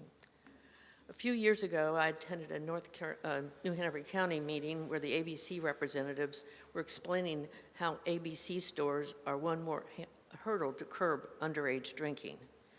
Now you're considering an ordinance that will make alcohol even more available, as if there is a shortage of opportunity in Wilmington to drink alcohol.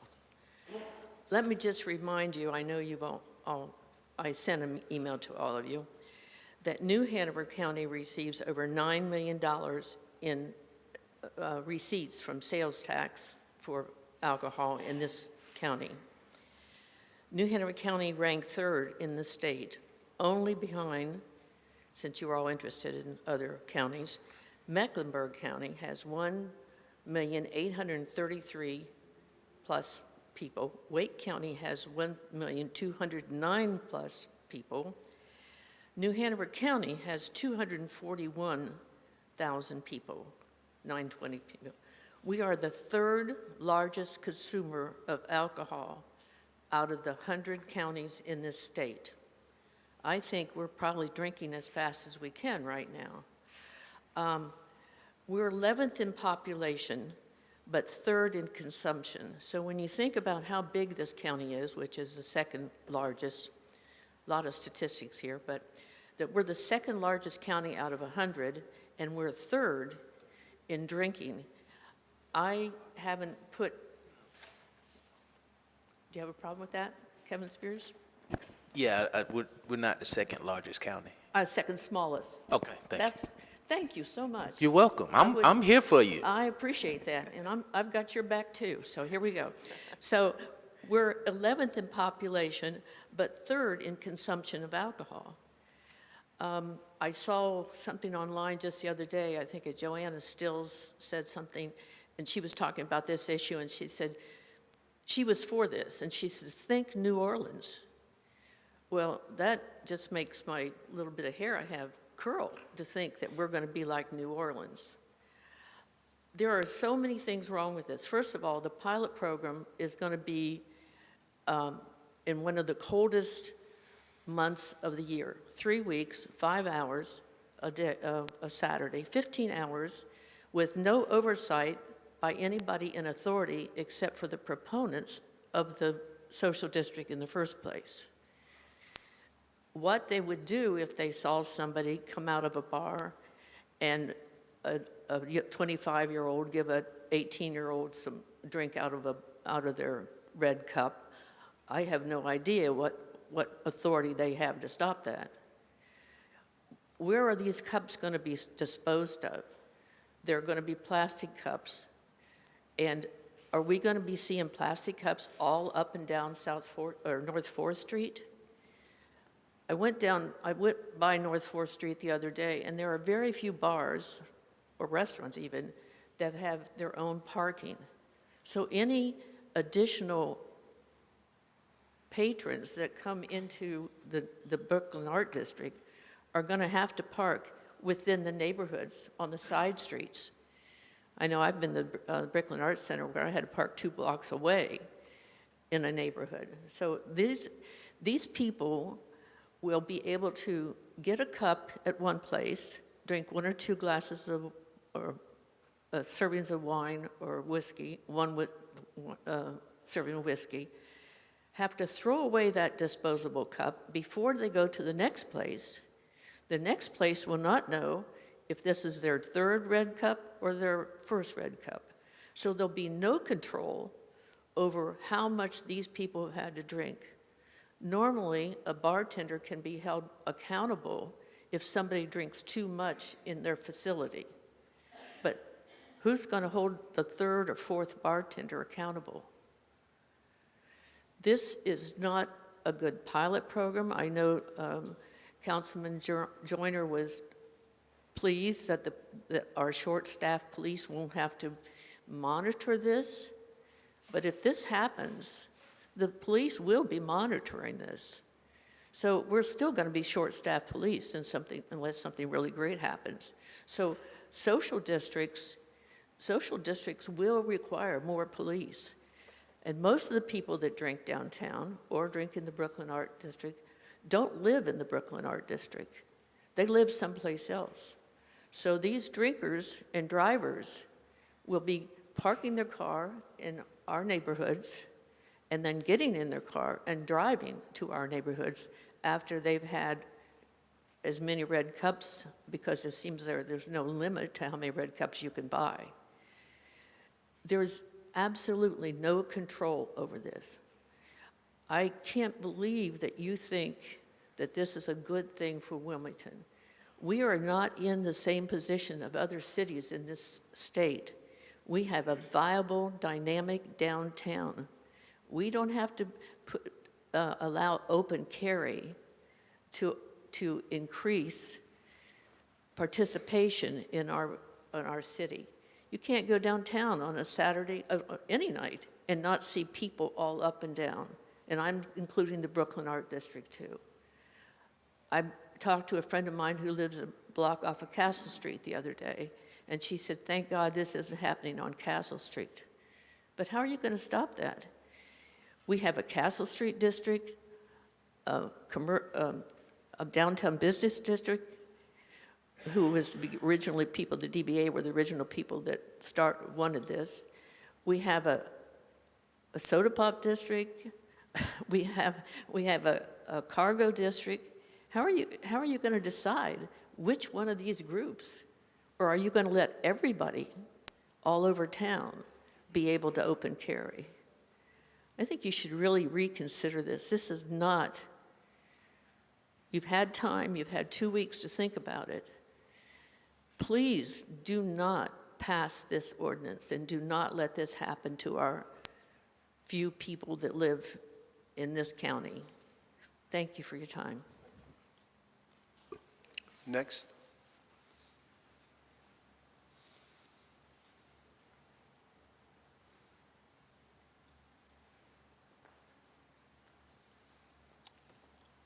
Good morning, council members, mayor. My name is, better than leaning down the whole time. Thank you, sir. My name's Alex White. I own Pizzeria Don Luca at 1215 North 4th Street. I bought the business October 2022, very late in the year. At the time, Ms. Hill said viable businesses. My business had not made enough gross sales in 2022 at the time I bought it to pay the rent. And you might ask yourself, what would cause someone to purchase a business in that state? It certainly wasn't my pizza making skills. I'd never made a pizza at the time. I believe in the neighborhood. The Brooklyn Arts District is full of amazing people. I've had the unique opportunity to get to deliver pizza to people's doors in a time where people don't answer the phone or the door. They ask me to come to their door. And I've gotten to know quite a few folks in this neighborhood, which we currently sit in.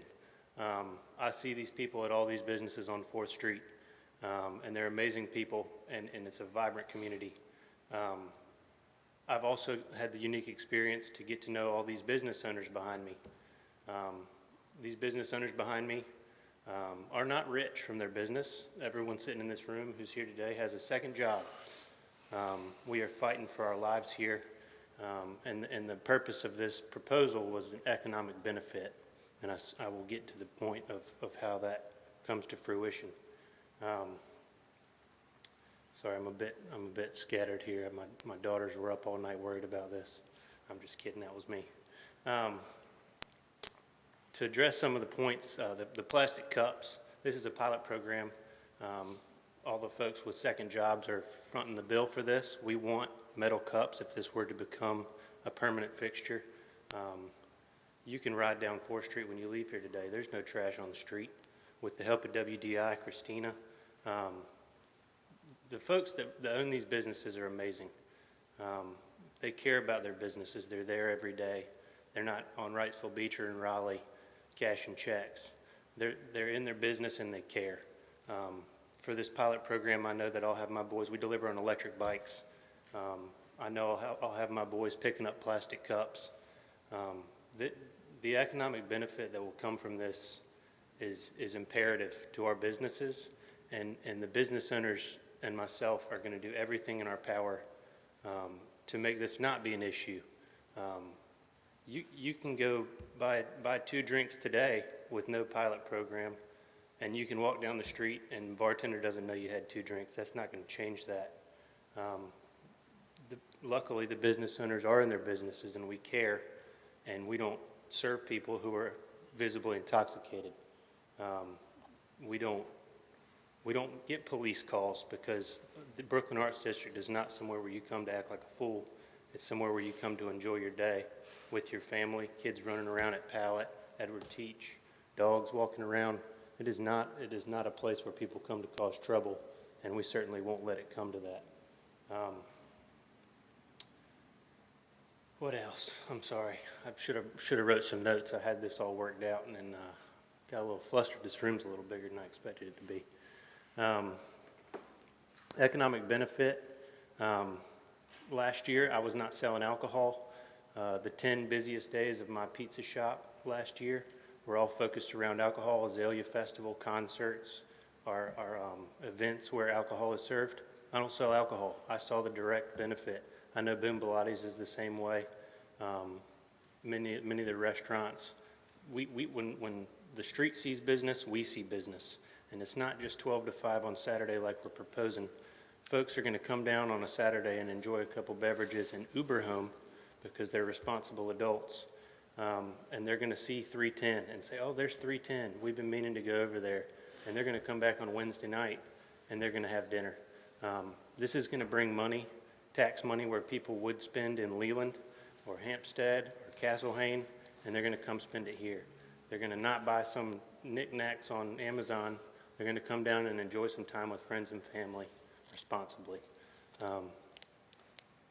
Again, I can't speak enough about the business owners I've gotten to know. They're incredible people, and we're all fighting for our lives here.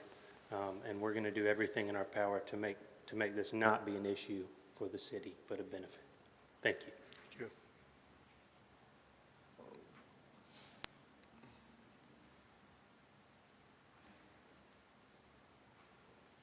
Anybody else?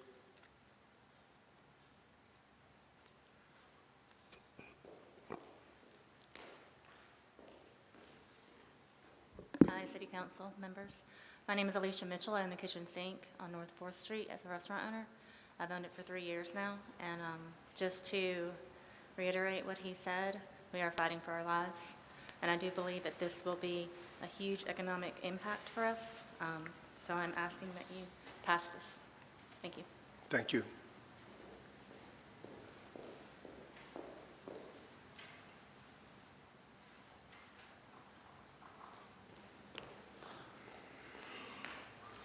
Good morning. Thank you, Mayor. Thank you, Councilman. I am Tara English, the owner of Brooklyn Cafe. I also sit on the board for the Downtown Business Alliance, and I am one of the leaders of the Brooklyn Arts District Coalition.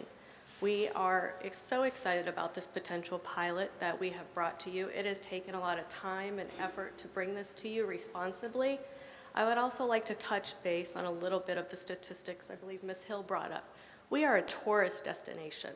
A large amount of the alcohol consumed in our area is not consumed by those that live here. If you look at the amount of money that comes to our town and our beautiful city, it is brought by an outside source. Therefore, I don't feel her statistics correlate relate to the Brooklyn Arts District Social District platform. 2024 was an incredibly difficult year for restaurants and bars. If you look around Wilmington, you will see a lot of empty shops. You will see that we've lost lots of wonderful establishments. This particular pilot program will help us. It will bring people to downtown Wilmington. It will make us even more of a tourist destination should this ever become permanent. 2024 absolutely left some of us in an incredibly bad position. Many businesses like myself were still paying off loans. We had 2 out of 5 years where restaurants crumbled. If you look at 2020 and 2024, the numbers are staggering. So it is efforts like these that will continue to keep our businesses alive. Small business is essential for growth and development of our community. Without us, the city of Wilmington will fail. You need us. You need us for your tourism dollars. A lot of the taxpayers don't understand that we bring the vibrancy and we bring money to the Wilmington economy. This has been a well thought out plan. We have lots of provisions in place. We have volunteers that are going to walk up and down the street, help us monitor their situation and make sure that everything goes off without a hitch. We have recycling in mind.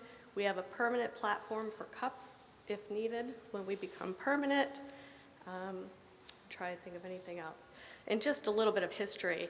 I began my love for downtown Wilmington in the 1980s. My parents would drop me off at the New Hanover County Library. I would spend hours doing my schoolwork. My dad took me for high school graduation, bought me my first pair of nice shoes at Island Passage, and I enjoyed many, many times at the Ice House. So that kind of ages me a little bit. I love Wilmington, and I would not stand here in front of you and present something that I felt would prohibit Wilmington from growing in a positive manner. Wilmington is my heart, my home, especially downtown. I have owned a business now for 8 years, and I am hoping to keep that business alive for a lot longer. And with a pilot, or with a social district platform, of which there are over 55 already in the great state of North Carolina, I believe that we'll be able to continue and thrive. Thank you. Thank you.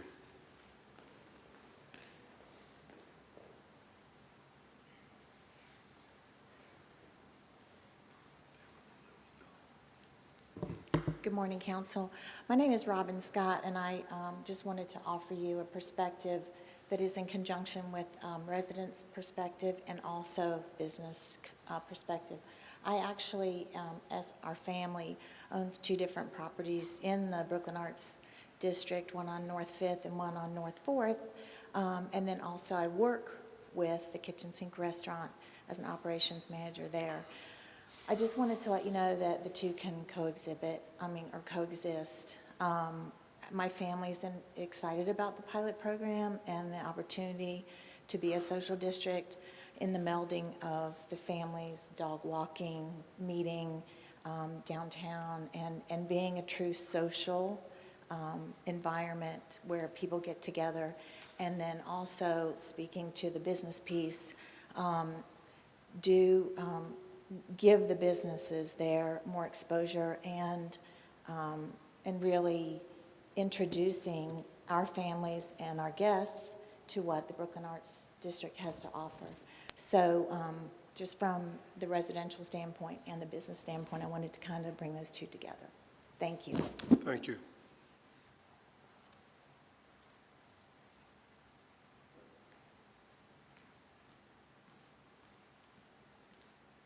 Morning, Mr. Mayor, Pro Temp, and Council. My name is Brian Wesley. I'm the owner of Commodore Public House and Kitchen on North 4th. I also own 2 other locations in downtown Wilmington, Rebellion and Fox's Hole in the Wall. This social district is not about open containers. I think people get too focused on that. It's about bringing people to this neighborhood that does not have a vibrant downtown beat like the downtown was. If this were for Rebellion or Front Street, I would not be up here in support of it. I think we already have the business down there. We have the foot traffic. North 4th does not experience that. This is about bringing people to an area that is up and coming. There's been a lot of investment from small business owners like myself, like Alex, like Scott Wagner has been there, Tara, Alicia, and this is vital to the success and the future of that district. There's a lot outside of drinking and alcohol. We have vendors, artists, live music. This is crucial, and I think we should look past just the open container part and look at what this is, and it's economic development and bringing more people to the Brooklyn Arts District. Thank you for your time. Thank you.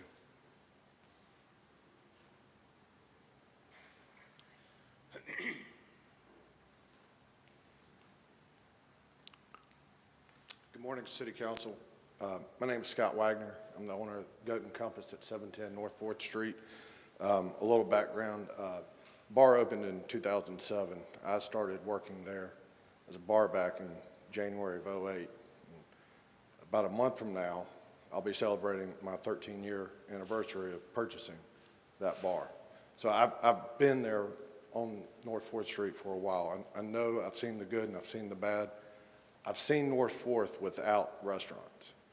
And I can say, without a doubt, my business improved when the restaurants came into the area.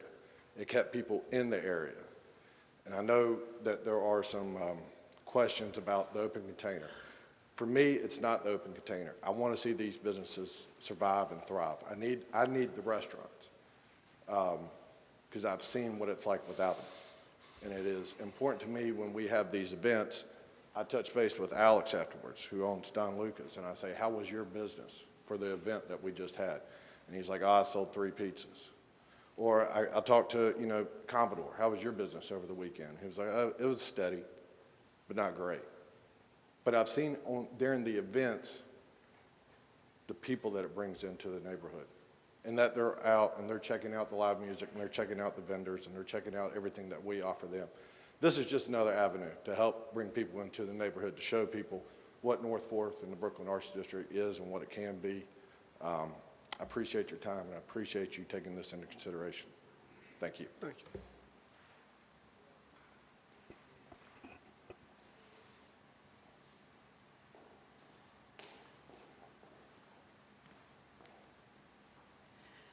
Mayor Pro Tem, members of council, good morning. It's great to be here with you today. Christina Haley, President and CEO of Wilmington Downtown Incorporated.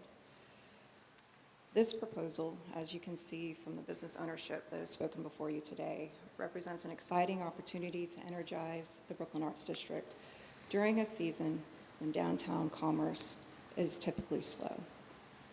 WDI and its 37-member board of directors fully supports this daytime events-based pilot social district initiative, recognizing its potential to increasing foot traffic and business activity benefiting local entrepreneurs, artists, and establishments, strengthening the Brooklyn Arts District's identity as a hub for creativity and culture, and building community connections by bringing residents and visitors together to celebrate this unique offering in the Brooklyn Arts District. The concept of a social district has been discussed for quite some time by this community, and until this proposal, many have been apprehensive about a social district within downtown Wilmington.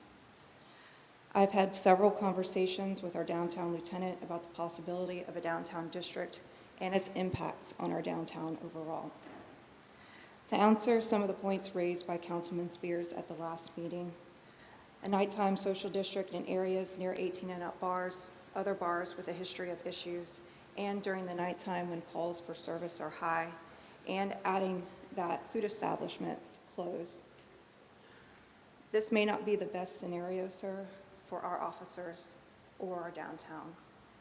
So this is why this measured approach as an event-based daytime social district not only offers a unique experience for our downtown, it offers us an opportunity to test and potentially put less strain on city services. I have spoken with the Brooklyn Arts District about this social district proposal for quite some time. I even helped guide some of the districts, some of the details of the proposal that's before you today. Council, rarely do I see such a widespread consensus among diverse businesses on one single initiative, and I think this speaks to the potential of this initiative as well as the integrity of the business ownership that is proposing this. As it relates to parking, I've spoken with the Brooklyn Arts District and potentially putting a notice out to the community that parking is available at the northern deck. As far as trash services and just overall activation of the area, I've spoken with our operations manager, James Slay, about offering 2 ambassadors to patrol this area to not only engage in hospitality contacts and help with wayfinding, but also help with trash services both during the event and after the event's conclusion. We typically do this through the MSD around the Live Nation concerts, around Azalea Festival, around all the major events that happen downtown, and I have promised this to the Brooklyn Arts District as well. This will be a great opportunity to offer us a litmus test to gauge and see how people react and respond to the district, and to figure out what is best for our community. There are social districts across North Carolina, many of them running until 10 o'clock or 11 o'clock at night.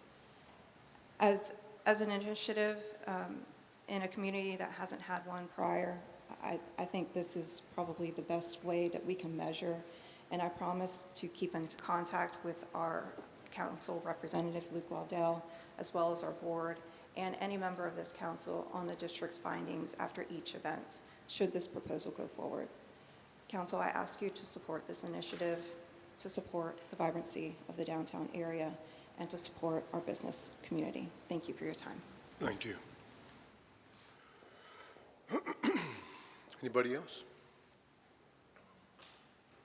Madam Clerk, have you received any additional commentary? Comments? Yes, sir, Mr. Mayor, and I did send council a note regarding these 2 folks. And council was copied on an email that came in from Amy, who's the general manager of Everett Teach Brewery. Also received an email from Cal Haynes, who is a proud father, a Marine, a student, and a bartender at Everett Teach Brewery. He firmly believes making 4th Street a social district would do this town wonders. It's a win-win for everyone. Thank you. Thank you. Okay, and any further questions from council? Councilmember Andrews? Yes, thank you, Mr. Mayor. So I didn't speak the last time because I was waiting for the public comment period, which never happened. So I'm going to offer my comments this time. The first thing that struck me is that we've had a Greater Downtown Plan Steering Committee, and they've received 5,100 comments from 5,100 different people regarding their vision for the future of downtown neighborhoods, including the Brooklyn Arts District. And do we know how many of those 5,100 people said that there should be opportunities to walk around consuming alcohol? I doubt that there were many, if any. And I wanted to say that I don't think this was an example of a good collaborative community effort. Staff has been working on this issue since October, and council was presented with the information in December. 2 days after our final council meeting for the year. At that time, we were told that residents were being notified and that they would have an opportunity to address their concerns to council at our January 7th meeting, and those assurances were again emphasized at our January 6th work session presentation and at the meeting itself on January 7th. As it turns out, though the resident notification was less than comprehensive, and the public was not allowed to speak at our January 7th meeting. In fact, when I contacted several neighbors after January 7th in the 300 and 400 blocks of streets such as Taylor, James, Bladen, Campbell, Brunswick, and Red Cross, none of them indicated that they had been notified, with several saying that this is the first they'd heard of it. I let them know that they would have the opportunity to speak this evening, and then unfortunately I had to contact them again to let them know that the meeting had been changed to this morning, which of course nobody with a day job can attend. I also don't believe that this pilot program is going to yield any meaningful data. Good data depends on a well-designed experiment, and I don't believe that 15 cold daytime hours in February are going to be representative of anything outside of those 15 cold daytime hours in February. As we used to say in IT, garbage in, garbage out. So I believe that we will likely have a few extra people patronize the events in the Brooklyn Arts District next month. I hope they do. That there will be few negative externalities, that the pilot will be declared a roaring success, and that the council will be asked to make the district permanent and expand it to other neighborhoods. And because of those deficiencies in this process, I'm again going to be voting no. Okay, Ms. Spears. So let me just provide some clarity. I want your businesses to thrive. I support it, but I think there's another measure that needs to be taken. And my concern, my biggest concern is for the community. The Brooklyn Arts District, the north side of town, many people and many families, some family members of mine who live in this area and have lived in this area, and I don't see represented or hear their voices. I've reached out to them, and a lot of them have concern. I've also spoken with the police department about representation during these hours, and if my memory serves me correctly, there's only one available police officer during that time when this pilot program would take place. So there is a concern. Again, I'll reiterate that if this pilot program was being proposed to be downtown, where businesses and restaurants are, I would be 1,000% on board. But because this social program, this pilot program butts right up to a community, I'm not on board because I know what takes place in that community. So I want to see you thrive. I want to see you, and I mean, you've even spoken as to the mechanism that's being used to bring more patrons to your businesses, and that mechanism is alcohol. And I'm not opposed to alcohol either. But again, my concern is for the citizens, for the residents of that community. And so I feel like, and I'm certain this will pass with my no, and I'm going to be up front and forward and tell you that I'm going to vote against it. But it's not a slight to your business. It's not intended to not see you thrive. It's just a protection for that community that I know very well. Thank you.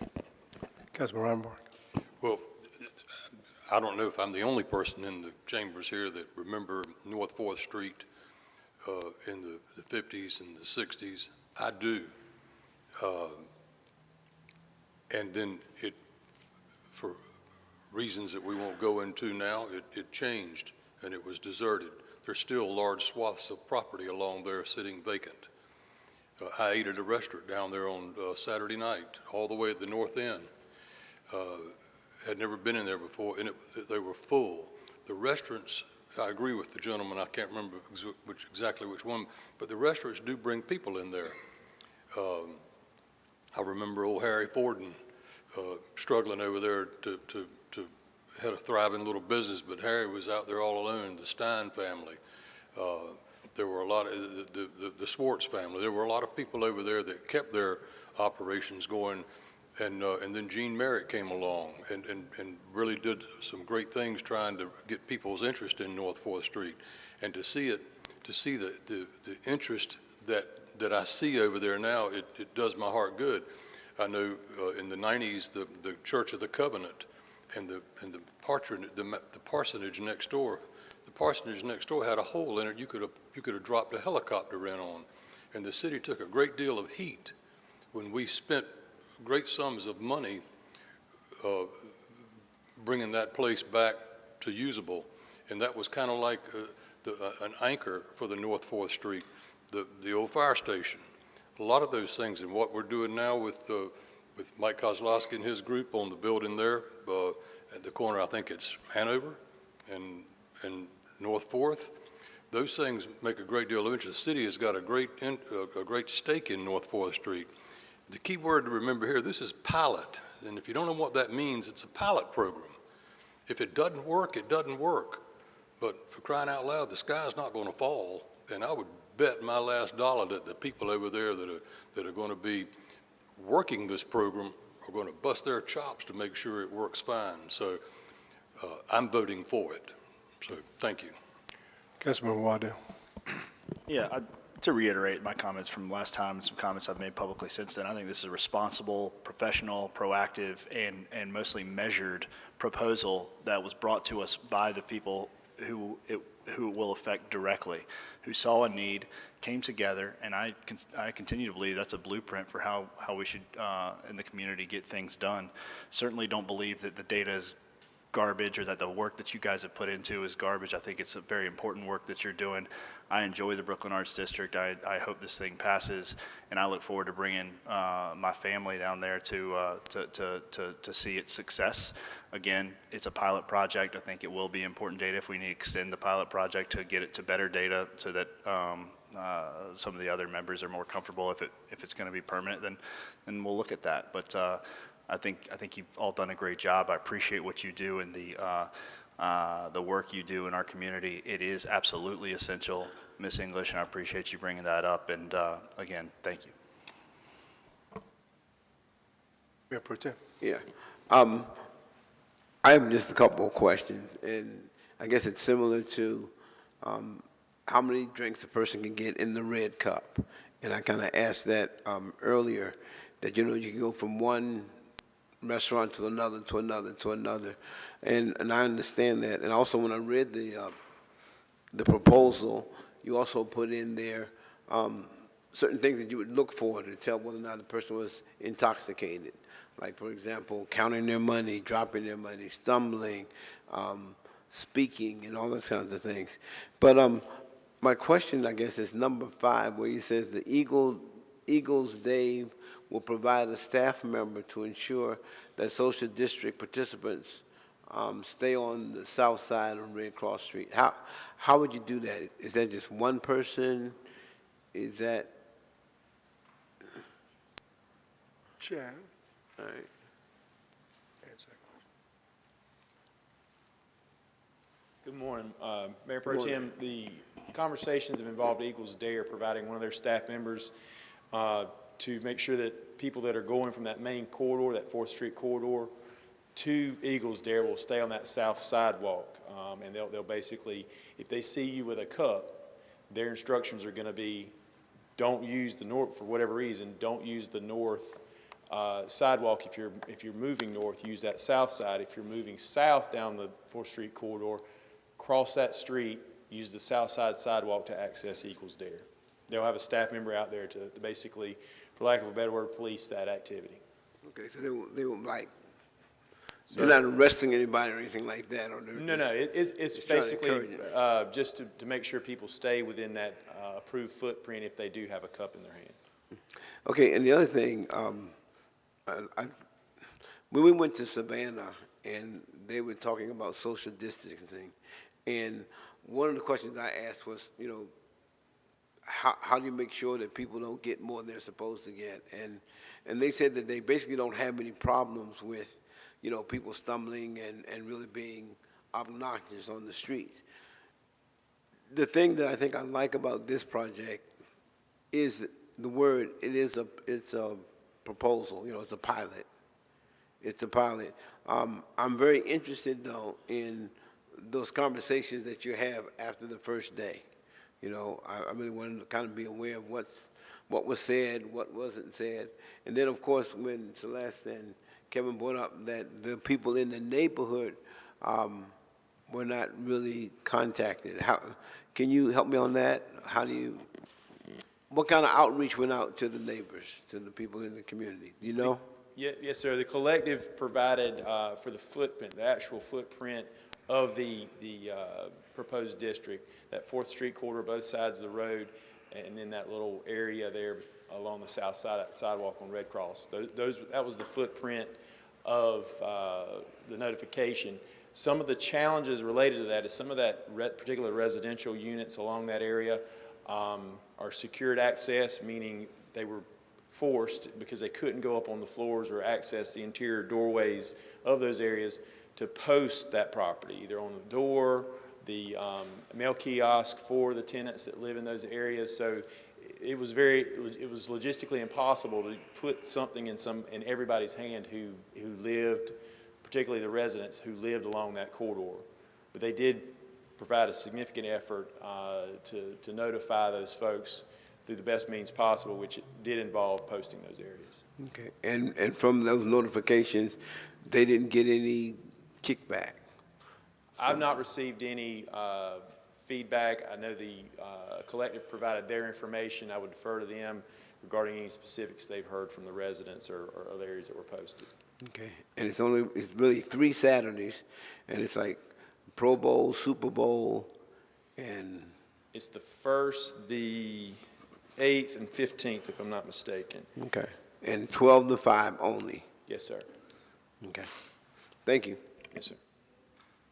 Councilmember Andrews? Yes, thank you, Mr. McEwen, for talking about the, you know, that people had flyers taped on their buildings. I know that there's a lot of multifamily locked buildings, mailbox banks and things like that, and so there were some flyers taped to those buildings that are right along 4th. My concern is that the footprint in reality is going to be much larger than that because as other people have alluded to and has been my experience with visiting the Brooklyn Arts District, is there's very limited parking on 4th itself, and so you're going to be parking on all of those other streets.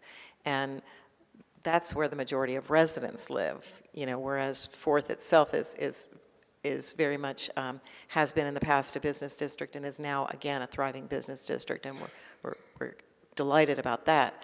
But a lot of the residents, where people are going to be parking their cars, walking to the events, and then walking back to their cars, are on all of these other streets between 3rd and 5th, and between Taylor and Walnut. So, you know, it's those people that I'm concerned that weren't notified, and that the folks that I had contact information for that lived in that neighborhood that I talked to, I contacted about 35 people, and none of them were aware that this was going on. So that's all I wanted to point out. Yes, ma'am. Okay. Thank you, Jay. We have a motion to approve by Councilmember Waddell, second by Councilmember Ravenbach. But before we take that vote, I want to make some comments because I was not at this last meeting. I know that we've been talking about social districts, I guess, since they've become a reality at the state legislature, giving us the opportunity to do this. And I've also visited in Savannah and seen that concept there. I don't know if I'm a big supporter of that kind of a concept for this community per se.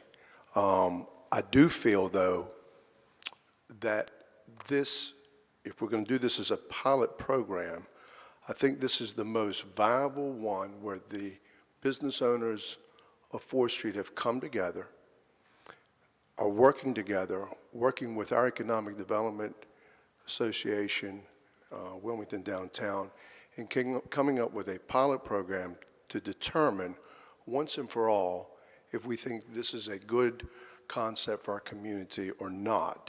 12 to 5, I believe, is the time in place, which I feel comfortable with, because one thing I've heard since I've been down here from 2 different police chiefs, downtown Wilmington is a different downtown after 10 o'clock. For those of us that have been down there, that have seen downtown, it's different downtown altogether late in the evenings.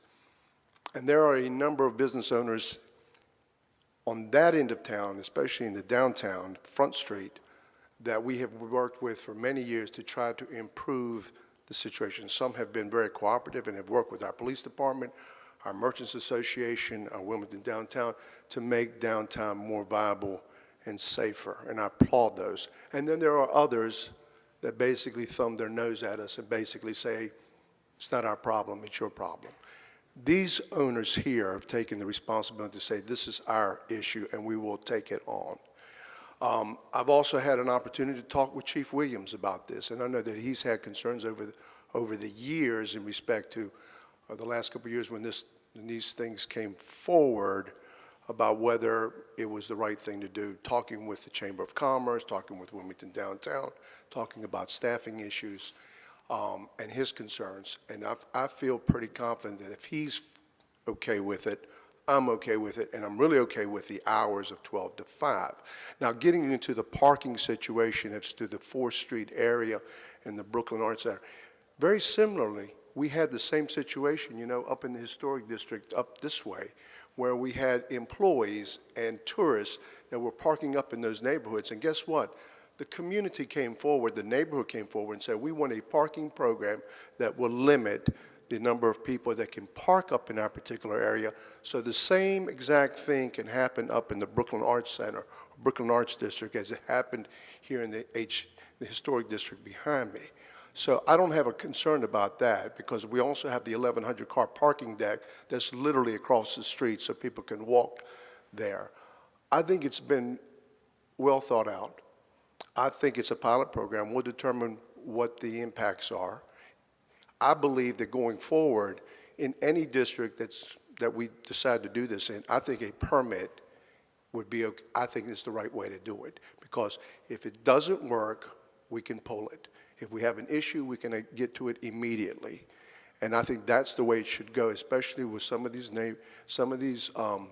areas that are adjacent to neighborhoods, like the Cargo District, like the Soda Pop District, like Castle Street, and like North 4th Street. And I think that anything moving forward should have some sort of a permit where the business owners take an active responsibility in ensuring that we're going to have the best quality out there. So I think we'll take a look at it. We'll see how it goes. And if it does well, we will continue to work on it. But I'm not for a blanket, hey, here it is, open it up, because I think this program will take some time to work through it. But I think at the end of the day, I think that you folks have gone the extra mile to assure that we're going to do something nice here. And we have the fact that we also have the assets of the ambassadors that that WDI has that will go down there in regards to the cleanliness and make sure that all of the cups are picked up. That's my take on it. I think we'll need to try it. We've been talking about it. I think this is the best thought-out program that I have seen to date. I do have concerns with impacts to those neighborhoods, but we'll see how those impacts work out, and hopefully there won't be any. But if they are, then we have to address those, because they are our citizens, they are our neighbors, and I know they're your neighbors also, and I know you folks take that very seriously. So I appreciate that. So got another readiness on the question. So the motion is for the 3 Saturdays, but we evaluate it every Saturday.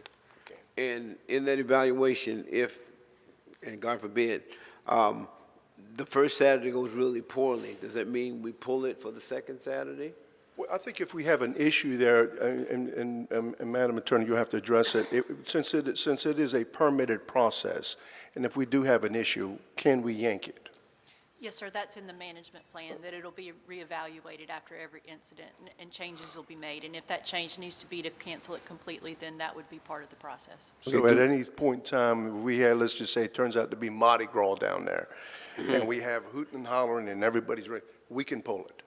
Yes, sir, or make any other modification short of pulling it that you. Do we have to come back as a council to pull it? Like, do we have to come back and do a vote, or how would that work? It would go through staff first, after you approve it, and then if there are any major modifications, like actually pulling it, then I'm sure that council would be brought into that process.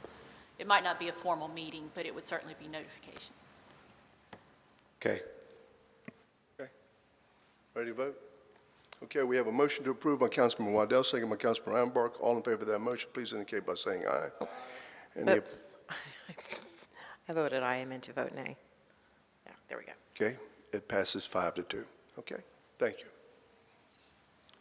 That brings us to our next item of business, which is item 02, which is an ordinance accepting a Duke Energy Foundation grant in the amount of $25,000 and appropriating that amount to the Special Purpose Fund for the purpose of disaster preparedness measures. This time I'd like to recognize our city manager, Mr. Cottle. Mr. Cottle. Thank you, Mr. Mayor. Craig Harris, our Emergency Management and Resiliency Coordinator, will overview this item for us.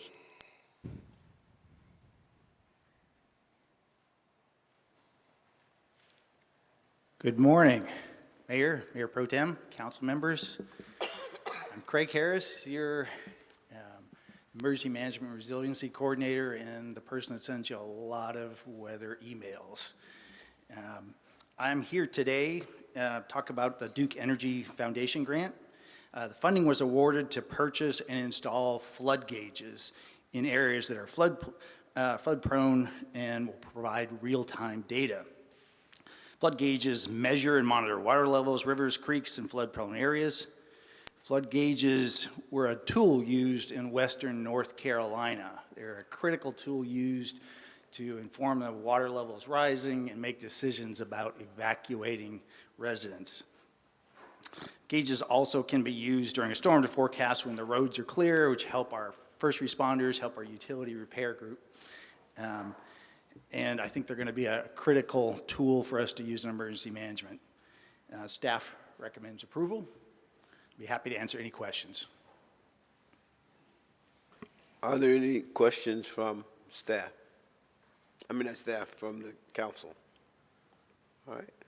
Then I'll entertain a motion. I have a motion from Councilman Kevin Spears to approve, seconded by Councilman Luke Waddell.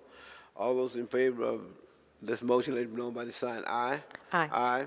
Okay, that's unanimous. Those opposed? All right. Then I'll entertain, is there a motion to waive second reading? Okay, motion approved by Kevin Spears and seconded by Councilman Riverwalk. All those in favor, let it be known by the sign aye. Aye. Aye. The ayes have it, it is unanimous. Thank you very much. Thank you.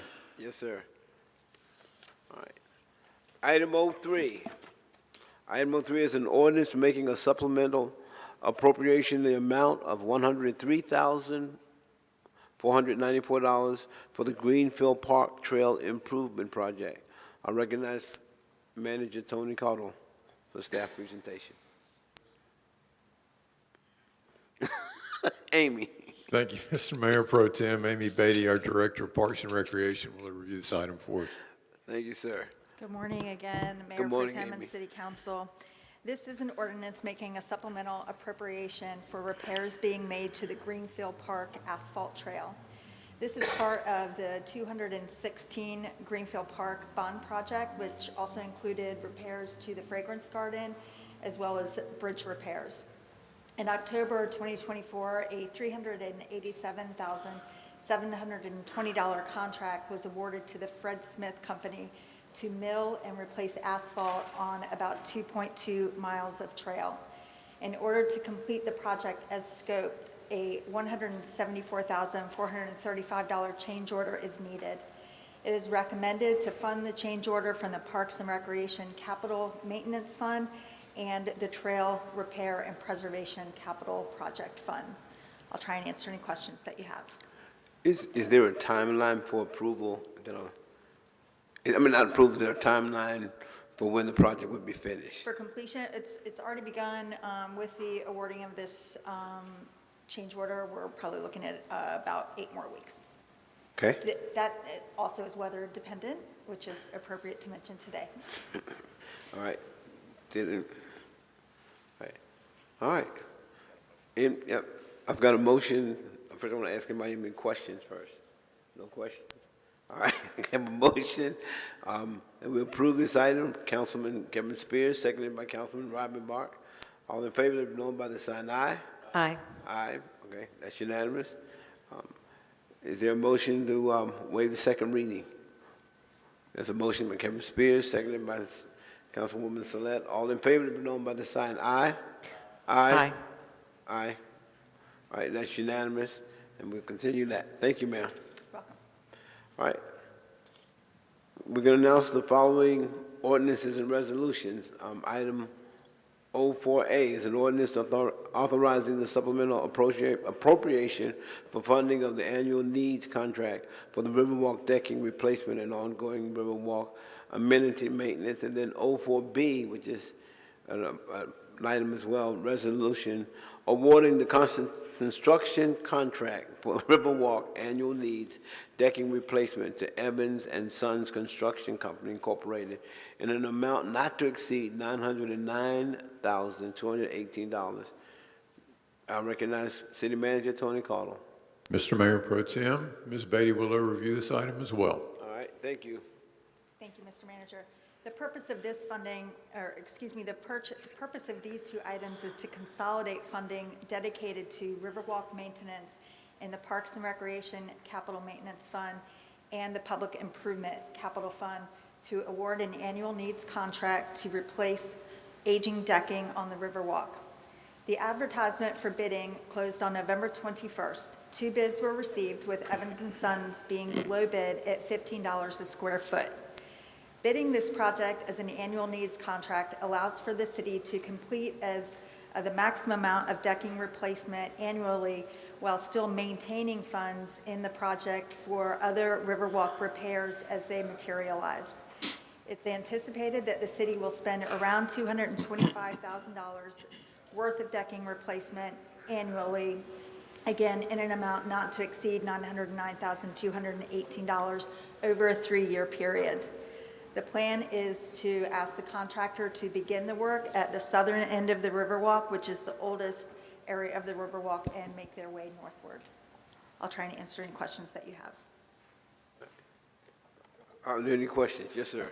So this is just for decking, Amy, or is there any other, like, I won't call them aesthetic, but any other components to the Riverwalk? I know it's probably not the structural, it's just the decking in general, probably everything from that you would walk on up. Is that rails included? Right, it is focused on the decking replacement. However, as the item was written, we have retained a portion of the annual allocation of funding, subject to future budget adoptions, to make any other repairs such as railing replacements, banner replacements, any unforeseen emergency repairs that need to be made. So it's flexible in that way. Thank you. Yes, sir. Okay. Any other questions from council? All right, I see a motion offered by Kevin Spears, seconded by Sister Celeste Andrews. All those in favor of the motion, let it be known by the sign aye. Aye. Aye, it's unanimous. All right, is there a motion to waive second reading? All right, yes, motion by Kevin Spears, seconded by Charlie Robinbach. All in favor, let it be known by the sign aye. Aye. Okay, ayes have it. Now that's OA. Now I'm going to do the same thing for OB, on 4B. All right, is there a motion? All right, motion by Sister Celeste and Kevin seconded for the resolution 04B. All in favor, known by the sign aye. Aye. Ayes have it, so ordered. And for second reading, we want to waive second reading? No second reading because it's No resolution. second reading. All right. Yeah, only need one vote, absolutely right. Okay. Thank you. You're welcome, sir. Thank you, sir. Thank you, Amy. Okay. That brings us to our resolutions. R1 is a resolution to authorize the city manager to enter into negotiations with SCP-EW River Place LLC for the disposition of portions of 202 north of Water Street. This time I'd like to recognize the city manager, Mr. Cottle. Mr. Cottle. Thank you, Mr. Mayor. In June of 2016, the City Council authorized the entering into an agreement with SCP-EW River Place, otherwise known to us as East-West Partners. That development agreement allowed for the construction of both a private residence structure as well as a parking deck for the city. In addition to the private residences and the parking deck, the city maintained ownership of the entire parcel of property, and that included up to 12 feet in height above the ground level. Underneath those residential portions, on the 12 feet that the city owned, we allowed the developer to lease that property from us and then in turn lease it to individual commercial establishments. It covers approximately 34,000 square feet. The term of the lease between the city and the developer was 50 years with two 25-year extensions available beyond that 50-year period. The amount of the ground lease that was originally brought in was $48,552. There's a cost escalation factor in there that has the agreement bringing in $56,897 per year at this point in time. The developer has approached the city regarding the potential purchase of the leased facility, i.e. the commercial property that lies underneath the residential portions. He is in the process of changing ownership as well as use on some of those residential units and has a desire to actually purchase that 39,000 square feet. What we are seeking today is permission from council to be able to enter into negotiations with East-West Partners regarding the potential for the sale of that property, and then we would come back with an amended agreement that would reflect what we believe to be an equitable distribution. We'll be glad to answer any questions. Tony, if this council makes the decision to go ahead and sell it and we come to an agreement with the owner, the developer, I'm sorry, we will be applying that sale price toward the debt service to 929? That would certainly be our recommendation, but it'll certainly be council's prerogative. Okay. Yes, sir. Very good. Okay. Anybody else? I got a question. Yeah, excuse What's me. that noise around the? Can we're getting some background noise in here, and I don't know if it's upstairs. I believe it is. Yeah. Thanks.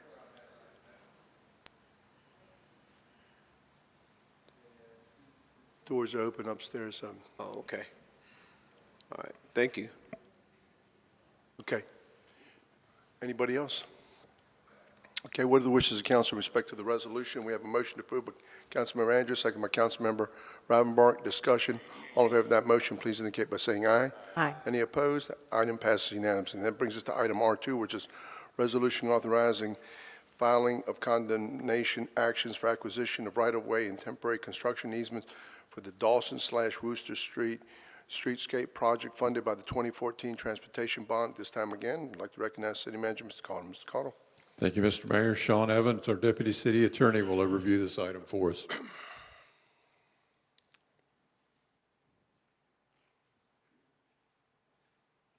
Good morning, Mr. Mayor, Mayor Pro Tem, and council members. Kyle Burton, who's project manager, is standing behind me. If you have any engineering questions, he'll be happy to answer those during this presentation. Before council, an amended resolution was passed out. You should have that in front of you. It's the amended resolution for R2. I apologize that that was necessary, but our office and the engineering department received some revisions on Friday after the not revisions, but it was a plat error by the surveyor that we needed to correct, not revisions to the project. But the amended version corrects that. It deals with the first parcel listed, which is parcel 7, and the second parcel listed, which is parcel 8. There aren't any other changes to the document. If y'all have questions about those specifics, I have the square footage and everything at the end. I'll be happy to run through that. But I'll just run through the project really quickly. Our staff, primarily Whitley Stavish and Nicole Ratliff, have done a good job. They have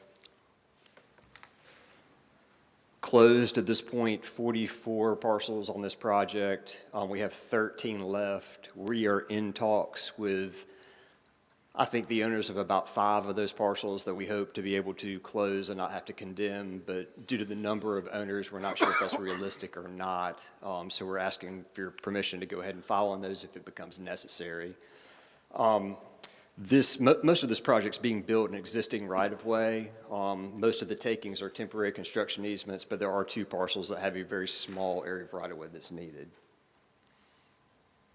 In order to keep this project on schedule, we need to complete the condemnation filing so that the engineering department's in a position to bid this project out later this spring. This is a map. The yellow dots indicate the location of the parcels that we're seeking permission to file condemnation on.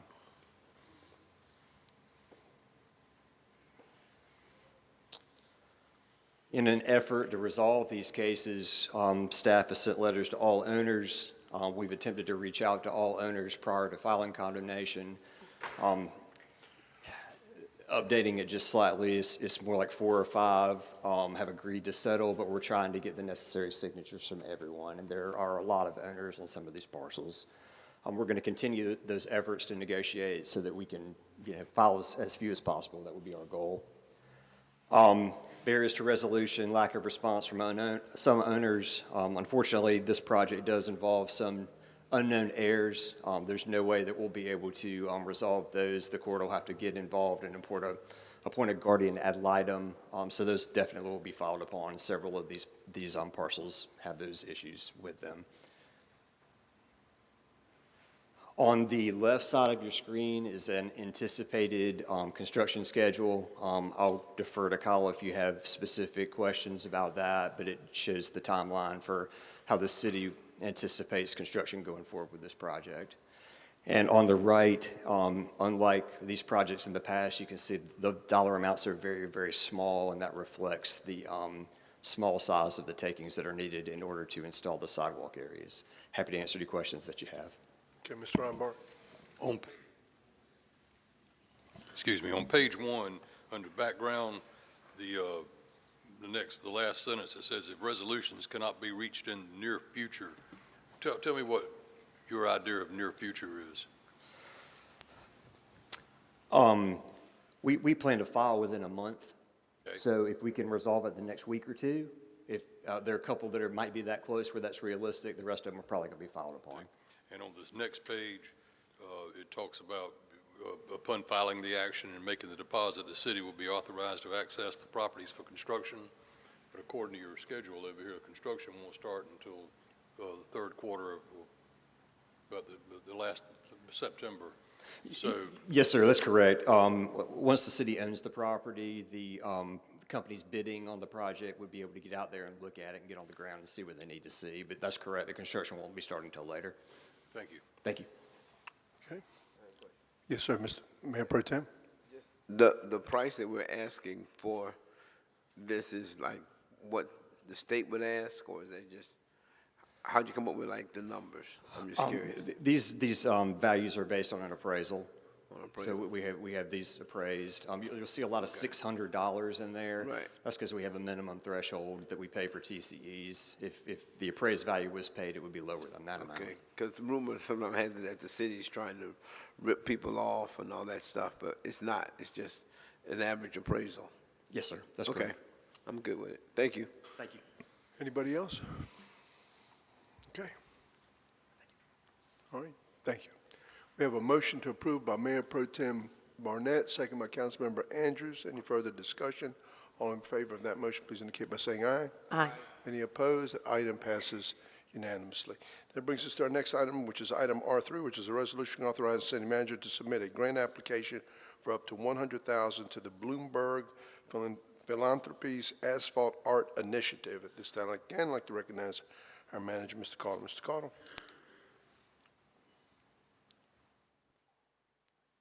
Thank you, Mr. Mayor. Travis Henley, our planning manager, will overview this item.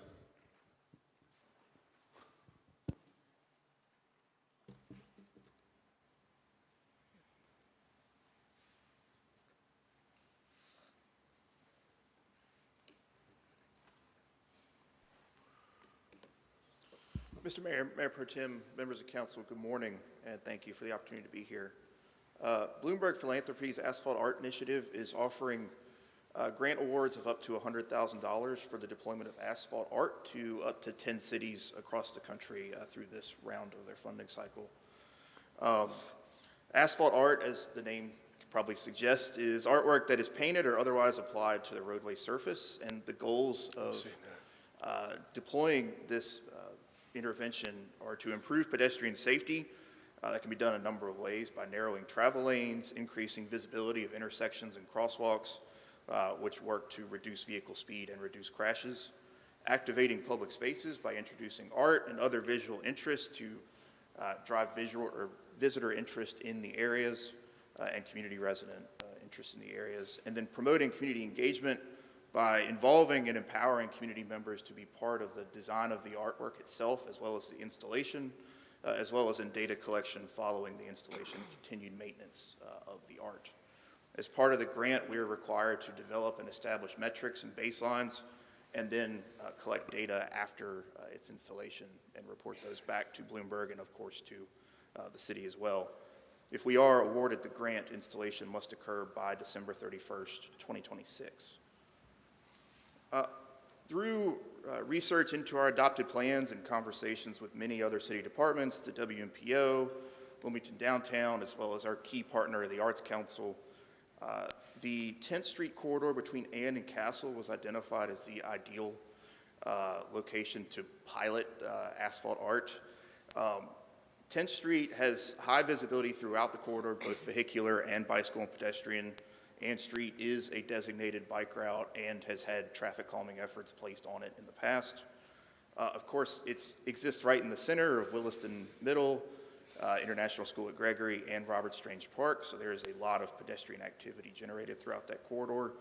And 10th Street, 10th and Ann is a four-way stop, 10th and Castle is a signalized intersection, but the area between it exists unimpeded, and there is street parking along both sides, but with it not being used very frequently, it leads to the travel lane perceptively being very wide, and we've observed speeds well in excess of the speed limit along that corridor, including going over the mid-block crosswalk between Williston and the park. We've engaged representatives from Williston and Gregory, and including both of their principals. They're very excited about the potential for this project and are looking already at ways to get students involved in helping us with community engagement and installing the artwork. With that said, again, we're asking for authorization to apply for the grant, and I'm more than happy to answer any questions you might have. Are there any questions? All right. We have a motion to approve by Councilmember Spears. Second by Councilmember Andrews. Any discussion? Only thing I'll say is I think it's a great project. I've seen it around the country, and I think I'm glad y'all doing this. I wish I would have taken some other areas outside of downtown and maybe go a little bit further out, but that, so be it. We hope this is a pilot. Thank you. Appreciate that. Okay. So we have a unanimous vote, 7-0. Thank you very much. Congratulations. Okay, that brings us to our next item, which is item R4, which is resolution authorizing a new lease for the fourth floor of the 115 North 3rd Street. This time, what do you want me to do here, Mr. Manager? Who's making this presentation? No one's making this presentation. We're going to ask for you to vote to continue this item to the 4th of February due to an advertising requirement. 4th of February. Can we have a motion to continue this to 4th of February? We have a motion by Councilmember Joyner, second by Councilmember Waddell to continue item R4 to our February 4th meeting. All in favor of that motion, please indicate by saying aye. Aye. Any opposed? That item passes unanimously, so we'll continue this item. Item R5 is a resolution authorizing the city manager to enter into a funding agreement with the Wilmington Housing Authority in the amount of $660,000. And at this time, I'd like to recognize our manager again, Mr. Caudle. Mr. Caudle. Thank you, Mr. Mayor. Rachel Schuler, our Director of Housing and Neighborhood Services, will review this item for you.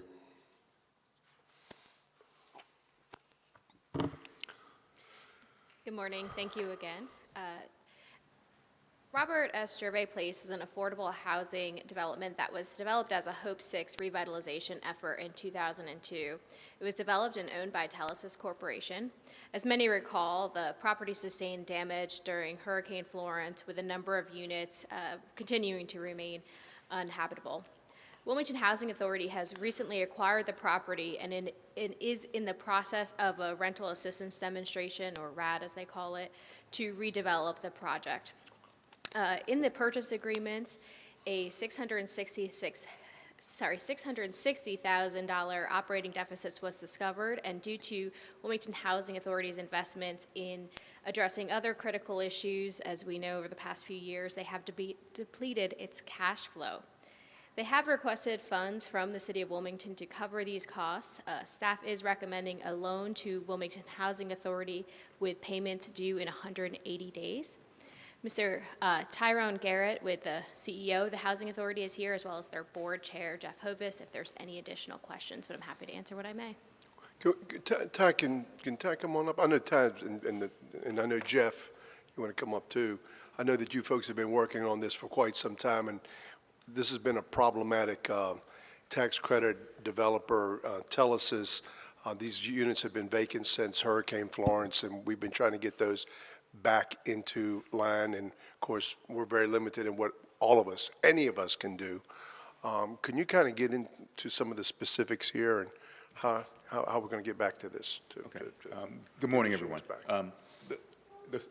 What actually took place with this particular transaction was we were going to finance the whole entire deal. It was going to be financed through First National Bank, and what took place was HUD wanted us to move in a different direction and split it up into two different approvals. In doing that, that meant that we needed to pay and purchase the property with cash. The Housing Authority ended up a purchase agreement for $1.7 million. We wired that money and closed on the deal transaction right around December 31st. But while we were going through the books and looking at everything, there was a subsidy that was owed to Telesis.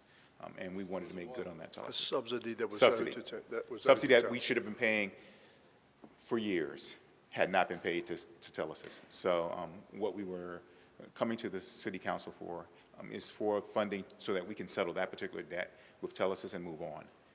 The best thing for us to do, and what we've been finding from all of our transactions over the last 7 months, picking up the properties where we did not originally manage them, such as Robert Taylor Sr., The Point, New Brooklyn. When we pick up those properties, we find out there's a few invoices left in the drawer for us. And what we've been doing is trying to pay those that someone left for us, so to speak. This is another one of those situations in cases with Gervais. We needed to move as quickly as we possibly could because the property was going to go into probate based on the death of the owner. And the only option for us was to go ahead and make the purchase with the $1.7 million that we had in reserve. So. Okay, and then in respect to the loan from First National, that loan has been given to you folks, and well, we're working through that now. So now we're in the second phase. Okay. So we're in the second phase, moving towards the rehabilitation portion, and we'll be meeting with HUD and First National to go over that. There will be some other discussions with First National about how we, move forward and deal with the subsidy issue that we've encountered. And I think that can't take place until after we meet until we actually have funding from the city. Okay. And how many units were vacant there, the picture that you showed us? There were 23 units actually vacant. And you're going to rehab those units? Yeah, those are going to be, well, first we're going to demolish. Those 18 units will come down, and then we'll look to rebuild those where we have an opportunity to put some more density there. There are another 23 units on site, which actually, 7 of them require extensive work. The remaining units can be put back online probably within 30 days or so once we get in there. So we've been looking at that over the last 2 weeks. Does this include any of the property there that borders Dawson Street, or is it just the units, the units that are vacant currently in the 23? This is everything. It's everything that encompasses on Gervais. Across the street on Dawson, that's part of the transaction. That was part of the transaction also. So there are some scattered sites for Gervais that we took control of also. Okay, very good. And Jeff, I know you've been working on this thing, for quite some time too. Can you give us some insight? Yeah, it's been very frustrating the way we see it, because we've had no control for all these years. So now we finally have the control, and we're at that final part where the subsidy payoff to Telesis puts them out of our vision forever. on this, and we can actually get this property back online. There's the residents that have been going through, the way it's been handled is just not acceptable. And I'm glad we can bring it back into our house and get it back the way it should be. Okay, very, very good. There was just one other point I just wanted to stress. Go ahead. This isn't part of what we're talking about now isn't part of any purchase agreement. This was not part of the purchase agreement for the property. This was strictly the Housing Authority trying to make Telus whole with the subsidy. Good. Our purchase agreement was only for $1.7 million, and that was what was approved by HUD. So the property now is in the ownership control, of the yes. Wilmington Housing. Okay, very good. Okay, we have a question here, Mr. Waddell, and then Mr. Spears. So the 1.7, that acquisition's already taken place? Yes. Or so y'all own it, you don't just control it, you own it? Yes. No. And then that 660 I guess it wasn't, it didn't impede the acquisition? No, it did not. So they didn't have a position on the, then I guess it's different than a normal Yeah, transaction? we separated everything out, but we recognized that they were owed that money, so this was our process to clear the books. Okay. And then there's a 180-day, and Mr. Euler, this $660,000 will be funded out of the affordable housing surplus, sorry. Yes, that is part of what I presented earlier. That's accounted for in the pipeline for review. So it would come out of the Affordable Housing Fund. Okay, and then when we originally, when we were blessed enough to get Mr. Garrett to take over the WHA, and then there was the big issues that we were taking over, and the city did some funding of it. Where do we stand on that? Is this kind of in addition to, or is this kind of separate from? This is separate from. Okay. We're taking all the transactions separately. I think we come up on that repayment agreement, I think in 26. I think it's 26. How much was that? Do we know? That's going to probably be right around under no, actually, it's probably going to be a little less. It's probably right around 800,000. Okay. Because we didn't expend all of the funds. And then this will be is this a redevelopment? You're building more units? Are we going to add to the stock? Yes. How many units? We believe we can go up with 50 additional units at this site. Yes. Okay. Great. 180 days, 660. So you're anticipating the first national to then give some funding for the construction, and then 660 comes back to the city in 180 days? Is that kind of it probably, the 180 days is just going to be for the 660. Our work with First National is probably going to be for about $8.5 million. But that 660 is part of the funding that's coming from First National? We probably will roll it in there at some point in time. Yes. Cool. Thank you. Ms. Spears? Mr. Garrett, you said that as you acquire these properties, you're finding some invoices left in the drawers for you all. Left in the drawers by whom? And my question is, why are you taking on this financial responsibility of someone else who's left these little gift baskets for you all? It comes with the territory, unfortunately, of ownership. And remember, many of these properties, we were the owners of the properties. And we were supposed to be making sure that all the bills were paid based on third-party management, right? Third-party management might not have been as forthcoming as they should have been, and that's why we end up with some invoices here and there that we're dealing with now. So. Okay, so historically, right, WHA owned these properties, sold these properties. Didn't sell them. Didn't sell them, just used the third-party management group to maintain them on a daily basis, and that's where things got a little out of control, too far away from the reservation, so to speak. Right. New philosophy that we've taken on over the last 3 years has been to anything that we own, we manage. Yeah, that's just not smart. Right. So. Yeah, it's not smart. Wilmington Housing Authority is in Wilmington. The properties are in Wilmington, so why you all should manage the properties that are here. We shouldn't really have third-party participants involved in your business. Right. So Chairman Hovis and the rest of the board members agree. Yeah. And I so call him Jeff. I know. We're friends. Formally, we're in public, so I have to do. But what we have, we have an approach of managing everything that we own now. Good. And if we don't own it, if we own it and we aren't managing it, we're moving to take it back. So. Good stuff. Thank you. Mayor Pro Tem? Just a sidebar question, I guess. Where are we with the tenants? Like, you mentioned the folks that were supposed to be in those houses, they're not there. People that were moved out. Where are we in that process? What we do is we meet with them.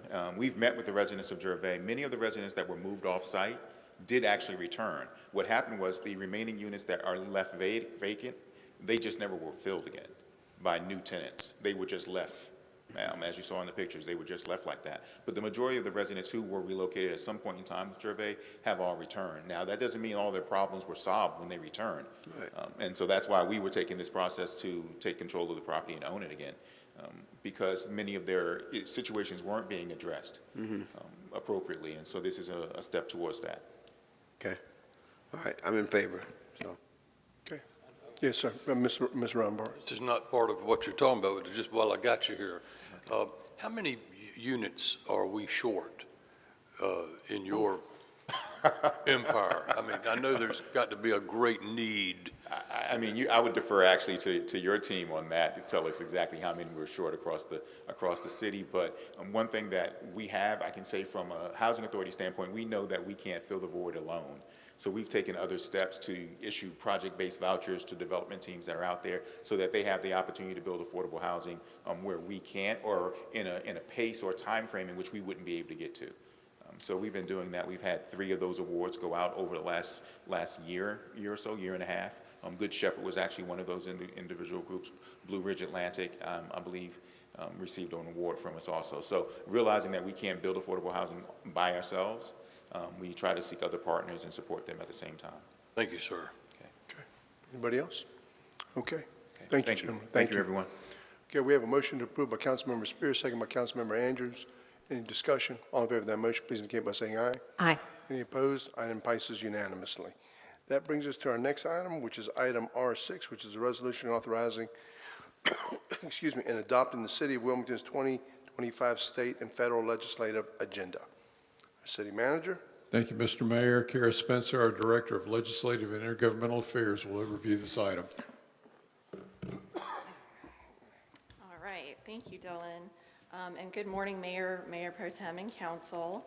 I appreciate the opportunity to provide a legislative update and to present the city's 2025 legislative agenda for your consideration and approval. I know that I am ushering in hour 3 of this meeting, so I'm going to be really snappy. All right. First, I would like to say thank you, yes, to each of you for the work you've done over the past year as ambassadors of Wilmington's 2024 legislative agenda at various levels of government. And I wanted to, before we launch into our look back on 2024, I just wanted to remind everybody of who represents Wilmington at the state level. There was not a change to this group after the recent election, and we're very grateful. Wilmington really can serve as a model as far as how we engage constantly with our state representatives. Some committee information I'll tell you about. Senator Michael Lee will be co-chair of Appropriations, and he will also be a part of the Education Committee. Senator Bill Rabin. He only covers a small area of downtown Wilmington, but he is a very important member in that he is in the Committee on Rules and Operations.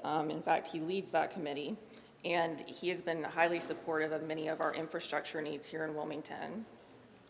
We also are honored to have Representative Deb Butler on public education and resilient infrastructure, Representative Ted Davis, who has stepped up for us on the opioid crisis and PFAS cleanup. He is on the Joint Legislative Oversight Committee on Justice and Public Safety, and Representative Charlie Miller, who just has a section of Southern Wilmington, but is also on the Oversight Committee on Justice and Public Safety.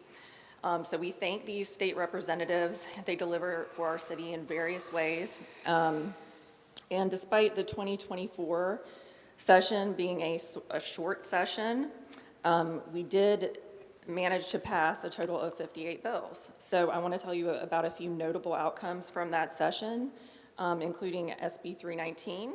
This was a major win. It's something that we've talked about for a long time. It's something that the League of Municipalities supported for a long time. And this is finally providing permanent and recurring benefits for firefighters battling cancer. This was previously a pilot program.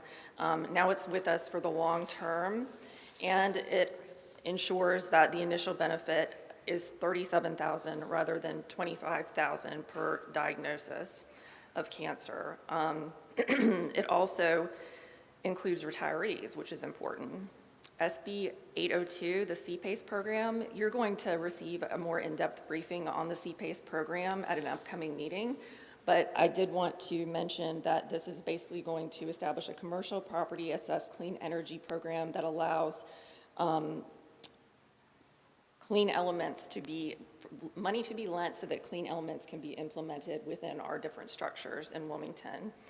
And it's a financial tool that hopefully the city of Wilmington will be able to take advantage of. Kara, excuse me, real quick on that CPACE program, is it my understanding that private developers that want to buy into this program or use this program can do this to kind of make their projects more energy efficient?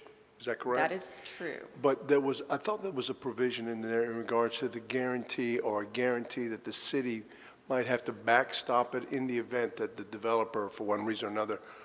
That's an excellent question, and I think that was a concern of a lot of people. I can answer definitely that the city will not be liable. In fact, repayment of the amount financed would be secured by an assessment imposed on the improved property by the municipality, but the municipality will not be responsible ultimately.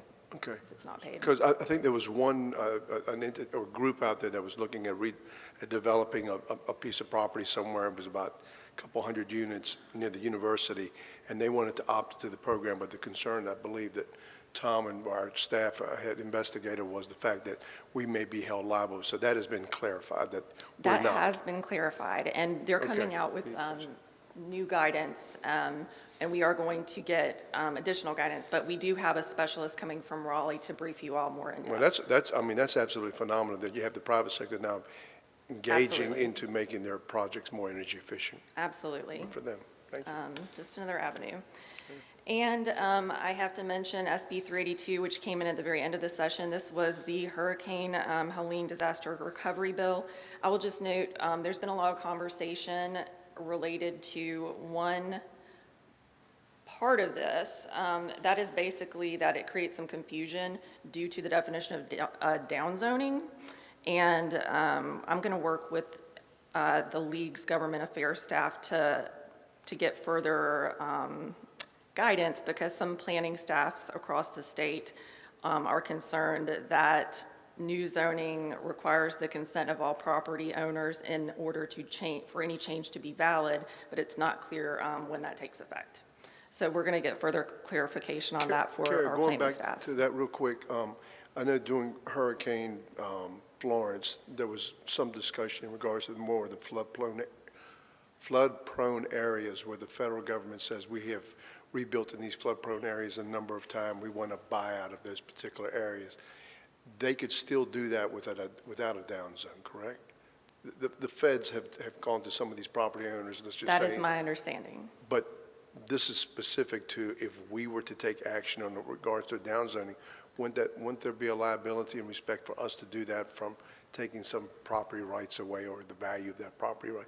Maybe the attorney can share that. That's a part of the concern that we need to clarify. And that hasn't been clarified yet? No, we are working on that. All of us across the state are working on that. All right. And I will mention, this did not pass, but it does deserve our attention. HB 864, PFAS pollution, polluter liability, our area's own Representative Davis and Eiler introduced this, and of all of the plethora of PFAS legislation that came out of the session, this was one that was a favorite and very sensible and definitely in accordance with your stated goal of holding polluters accountable. So we're going to continue to look at pushing that forward, and there's definitely interest in bringing it back up in the new session. Yeah. Carol, on that particular one, where was the concerted effort in the state to not go along with that?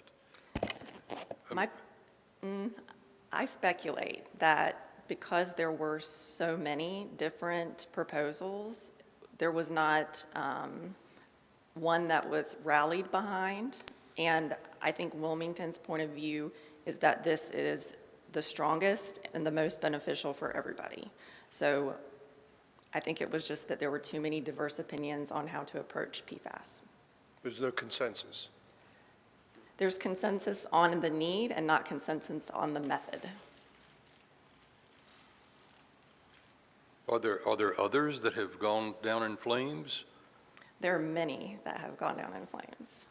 And I can give you more information if that's okay. Yeah, I'm fine. I know that over at the CFPUA, I know we're going as hard as we can. The wheels Yeah. grind very slow, but we hit our benchmarks and we're moving forward. But to see this is painful. Thank you. I agree. All right.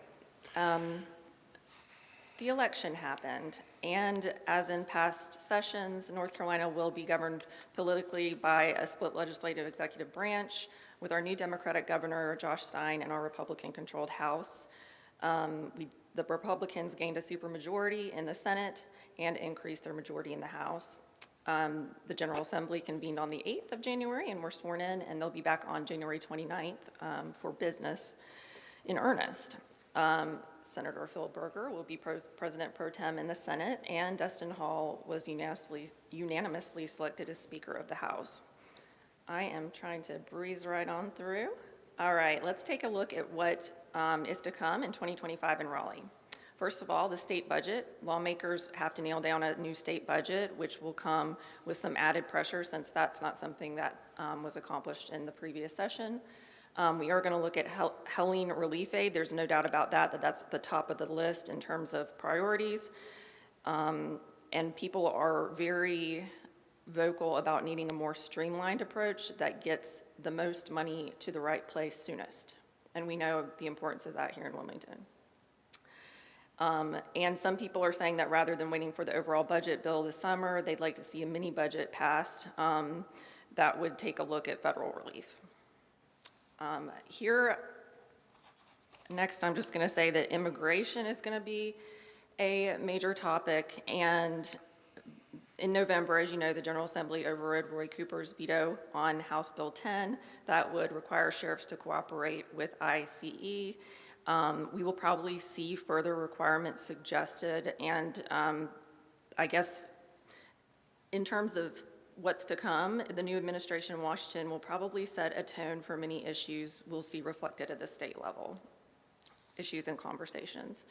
Our own Senator Rabin is still very much a proponent for medical marijuana, and we might see that taken up as well as unregulated THC content in some products.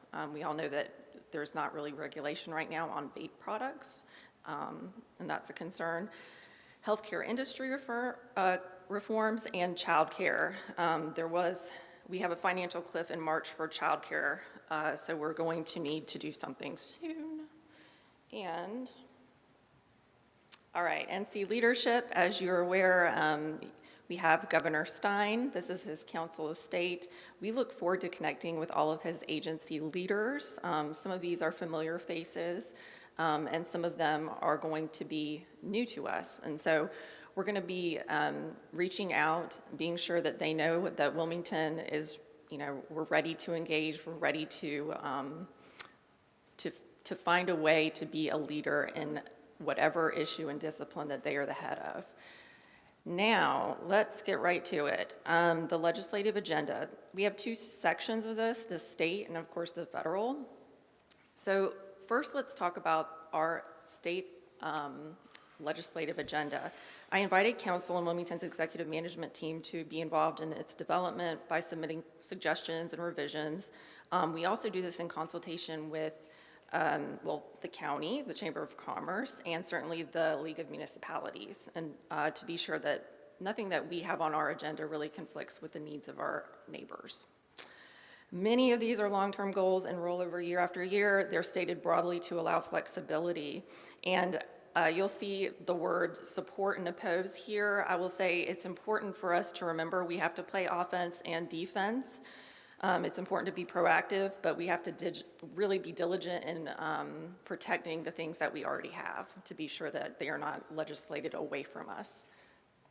I'm going to stay right here.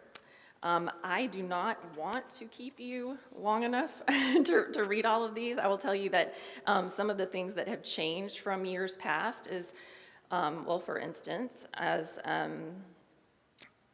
Councilman Waddell and Councilman Rivenbark know, there is a major import in the Southside wastewater treatment plant, so we have called it out by name because that is an urgent capital need and the largest capital project ever undertaken by CFPUA. The only other project listed by name in our legislative agenda is, of course, the Cape Fear Memorial Bridge, because even though we were lucky enough to get $242 million for its replacement, we all know that we've got to get to $485 million, if not more. So those are two major projects that are called out by name. I will also draw attention to the third item, opposed legislation that undermines local government authority and revenue generation. I think that earlier today, Councilman Rivenbark said, I'm a free market person, so you will appreciate that we are working with the city attorney and our economic development director to craft legislation that would allow Wilmington more freedom and capability when it comes to offloading real property. I will tell you that we've got a lot of new members, and they may not see the import of a strong film incentive. So Wilmington is going to open its doors and bring some of those new members in so that they can appreciate the fact that our $302 million in direct state spending, a lot of that happened right here in Wilmington. We welcomed more than 55 productions across the state, and with Dark Horse and CineSpace Studios, we are a great place to tell that story. All right. I am happy to answer any questions about those. I just want to save you a little bit of time and skip right ahead to our federal representatives. We still have the same cadre of representatives, Congressman Rouser, Senator Tillis, and Senator Budd. I will just tell you about some committee changes so you know what they're up to in Washington, D.C.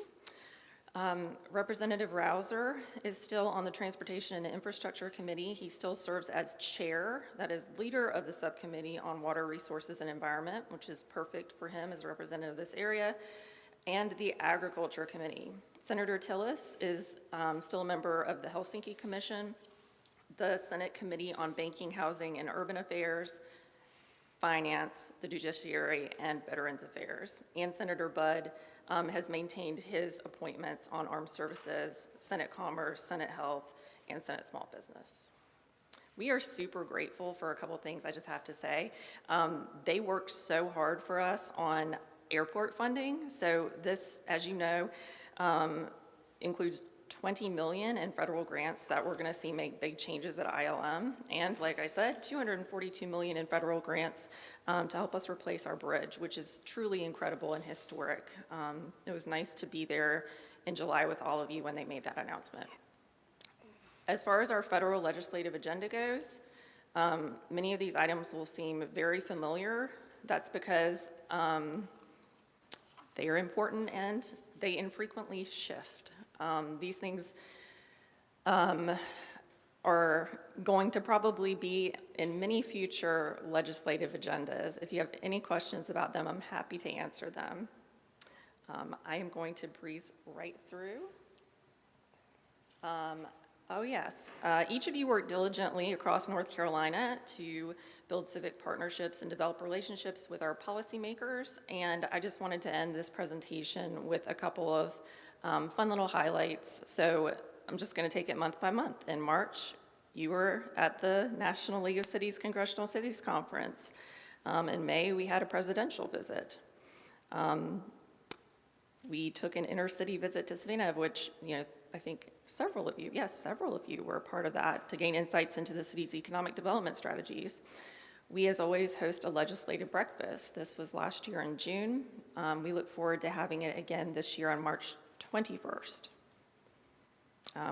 We had our bridge funding announcement in July. August, we were really excited to partner with Senator Tillis and Congressman Rouser to put on a fentanyl crisis roundtable. And this was really neat because not only was the discussion productive, but it also was the first of what ended up being Senator Tillis's statewide tour of these. So we were number one on the stop. And so looking at September, we were able to welcome senior advisors from the White House. Again in October, senior advisors on the White House came to check out what our WPD was doing so right to reduce violent crime statistics. And in October, this was very exciting and probably most special to me. We were able to raise over $100,000 from Wilmington with Love, which was a benefit concert, and you all attended. And we hosted in December the Metro Mayor's Coalition annual meeting. So that's just to look back at some of the things that we've had going. What I want to do is take any questions you might have, because we went through that pretty expeditiously. And I also would recommend passage ultimately of the state and federal legislative agendas. Okay, are there any questions for Kara? Mr. Mayor. Yes, sir. I think that we do a really good job of collaborating with other legislative type bodies and organizations, the county commission, all the way up to what you've described today. My other hat, I think there's room for improvement with communicating with judicial agencies. And so, for example, I know that we have a lot of shared goals around the opioid crisis and psychiatric care that overlaps so much into the justice system. And in particular, what I would say is, what I think a lot of people don't know is that Cherry Hospital, which is one of the state psychiatric hospitals which serves our region, is completely full. And there's just a humongous wait list, and it's very difficult to get folks the care that they need. And I think that's an area that we could partner and not just highlight that residents need that, but actually as a function of government, the judiciary needs that too.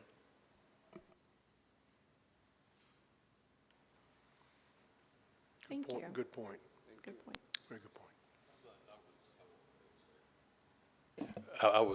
You mentioned the airport and the funding. At some point in the future, Jeff Bork would like to come before us and present their plan. I saw it last Friday. It's it's amazing what the transformation that's going on out there. And he gives great credit to the people that you mentioned. And I still would like, if we could pass an ordinance that anybody that serves in the State House had to have been a county commissioner or a city councilman before they get there. They'd have a whole lot better understanding of what we're facing. Thank you. I know that's not going to happen, but it's my wish. Okay. Thank you, Carol. Very good presentation. We have a motion to approve by Councilmember Spears, second by Councilmember Andrews. Any further discussion? All in favor of that motion, please indicate by saying aye. Aye. Any opposed? Item passes unanimously. That brings us to R7, which is the resolution supporting the Medal of Honor be awarded to retired Major James Capers Jr. This was sponsored by Councilmember Waddell. Mr. Waddell? Yeah, we had the information brought to us by Chairman of the Planning Commission, Jack Pollock, to kind of give us some background and on this resolution of support for the Medal of Honor to retired Major James Capers. I think it's already, looks like it's been a motion to approve by Councilmember Andrews, so I'll second that. Okay, we have a motion to approve by Councilmember Andrews, second by Councilmember Waddell. Any further discussion? All in favor of that motion, please indicate by saying aye. Aye. Okay, the item passes unanimously. That brings us to our last item of business, which is our reports. Item RP1, reports of council's appointments, committees for boards, commissions, and committees. At this time, I'd like to recognize Councilmember Rivenbark, who is the chairman of that committee.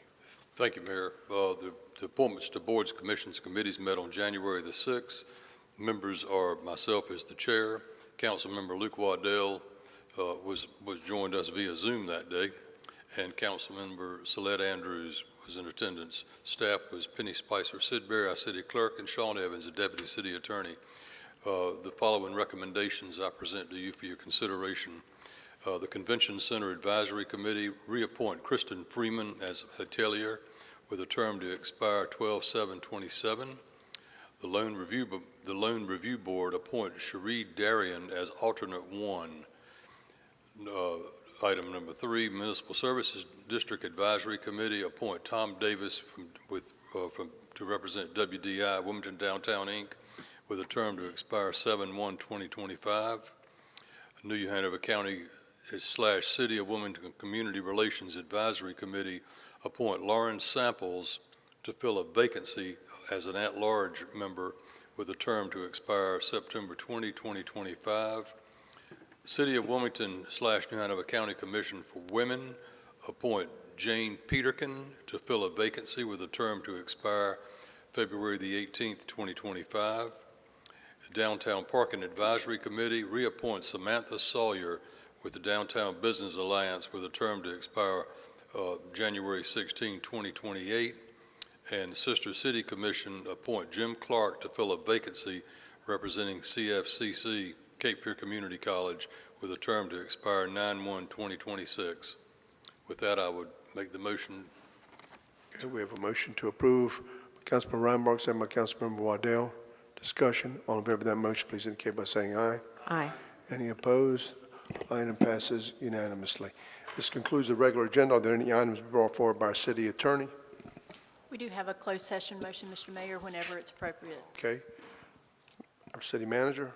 Mr. Mayor, members of council, just to advise you again, in about 9 minutes, the city offices will close for the pending inclement weather. We'll be making evaluations with regard to opening times tomorrow, if at all, depending on the weather forecast and where we are with regard to maintenance of the streets.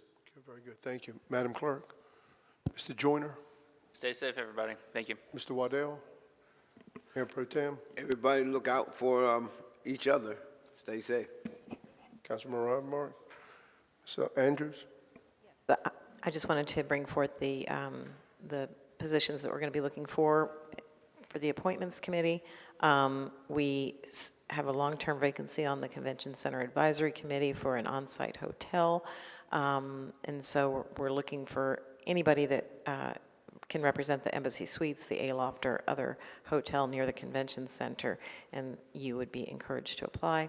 The Loan Review Board is still seeking an additional alternate, and that's a very important board that approves loans funded by the U.S. Department of Housing and Urban Development and the Community Development Block Grant. The Sister City Commission has a vacancy for somebody from New Hanover County Schools, and the Zoning Board of Adjustment is still seeking alternates so that they can attend every meeting. And if you're interested in any of these, go to our website and click on Government, click on Boards and Commissions, and you can find out information about any of these boards and commissions and an application. And our next meeting, the packets are going to be put together January 27th, after January 27th, so apply by then if you want to get in the packet. And our next meeting will be Monday, February 3rd, following the 8:30 a.m. agenda briefing, and anybody is welcome to attend. Thank you. Ms. Spears? Okay. With that, I'm going to ask for a motion to enter into a closed session pursuant to the provisions of North Carolina General Statute, Section 143-318.11A and 6, in order for the city to, number one, discuss a personnel matter. We have a motion by Councilmember Joyner, second by Councilmember Reinbach. All in favor of that motion, please indicate by saying aye. Aye. Any opposed? That is a unanimous vote, so we will now be going into closed session.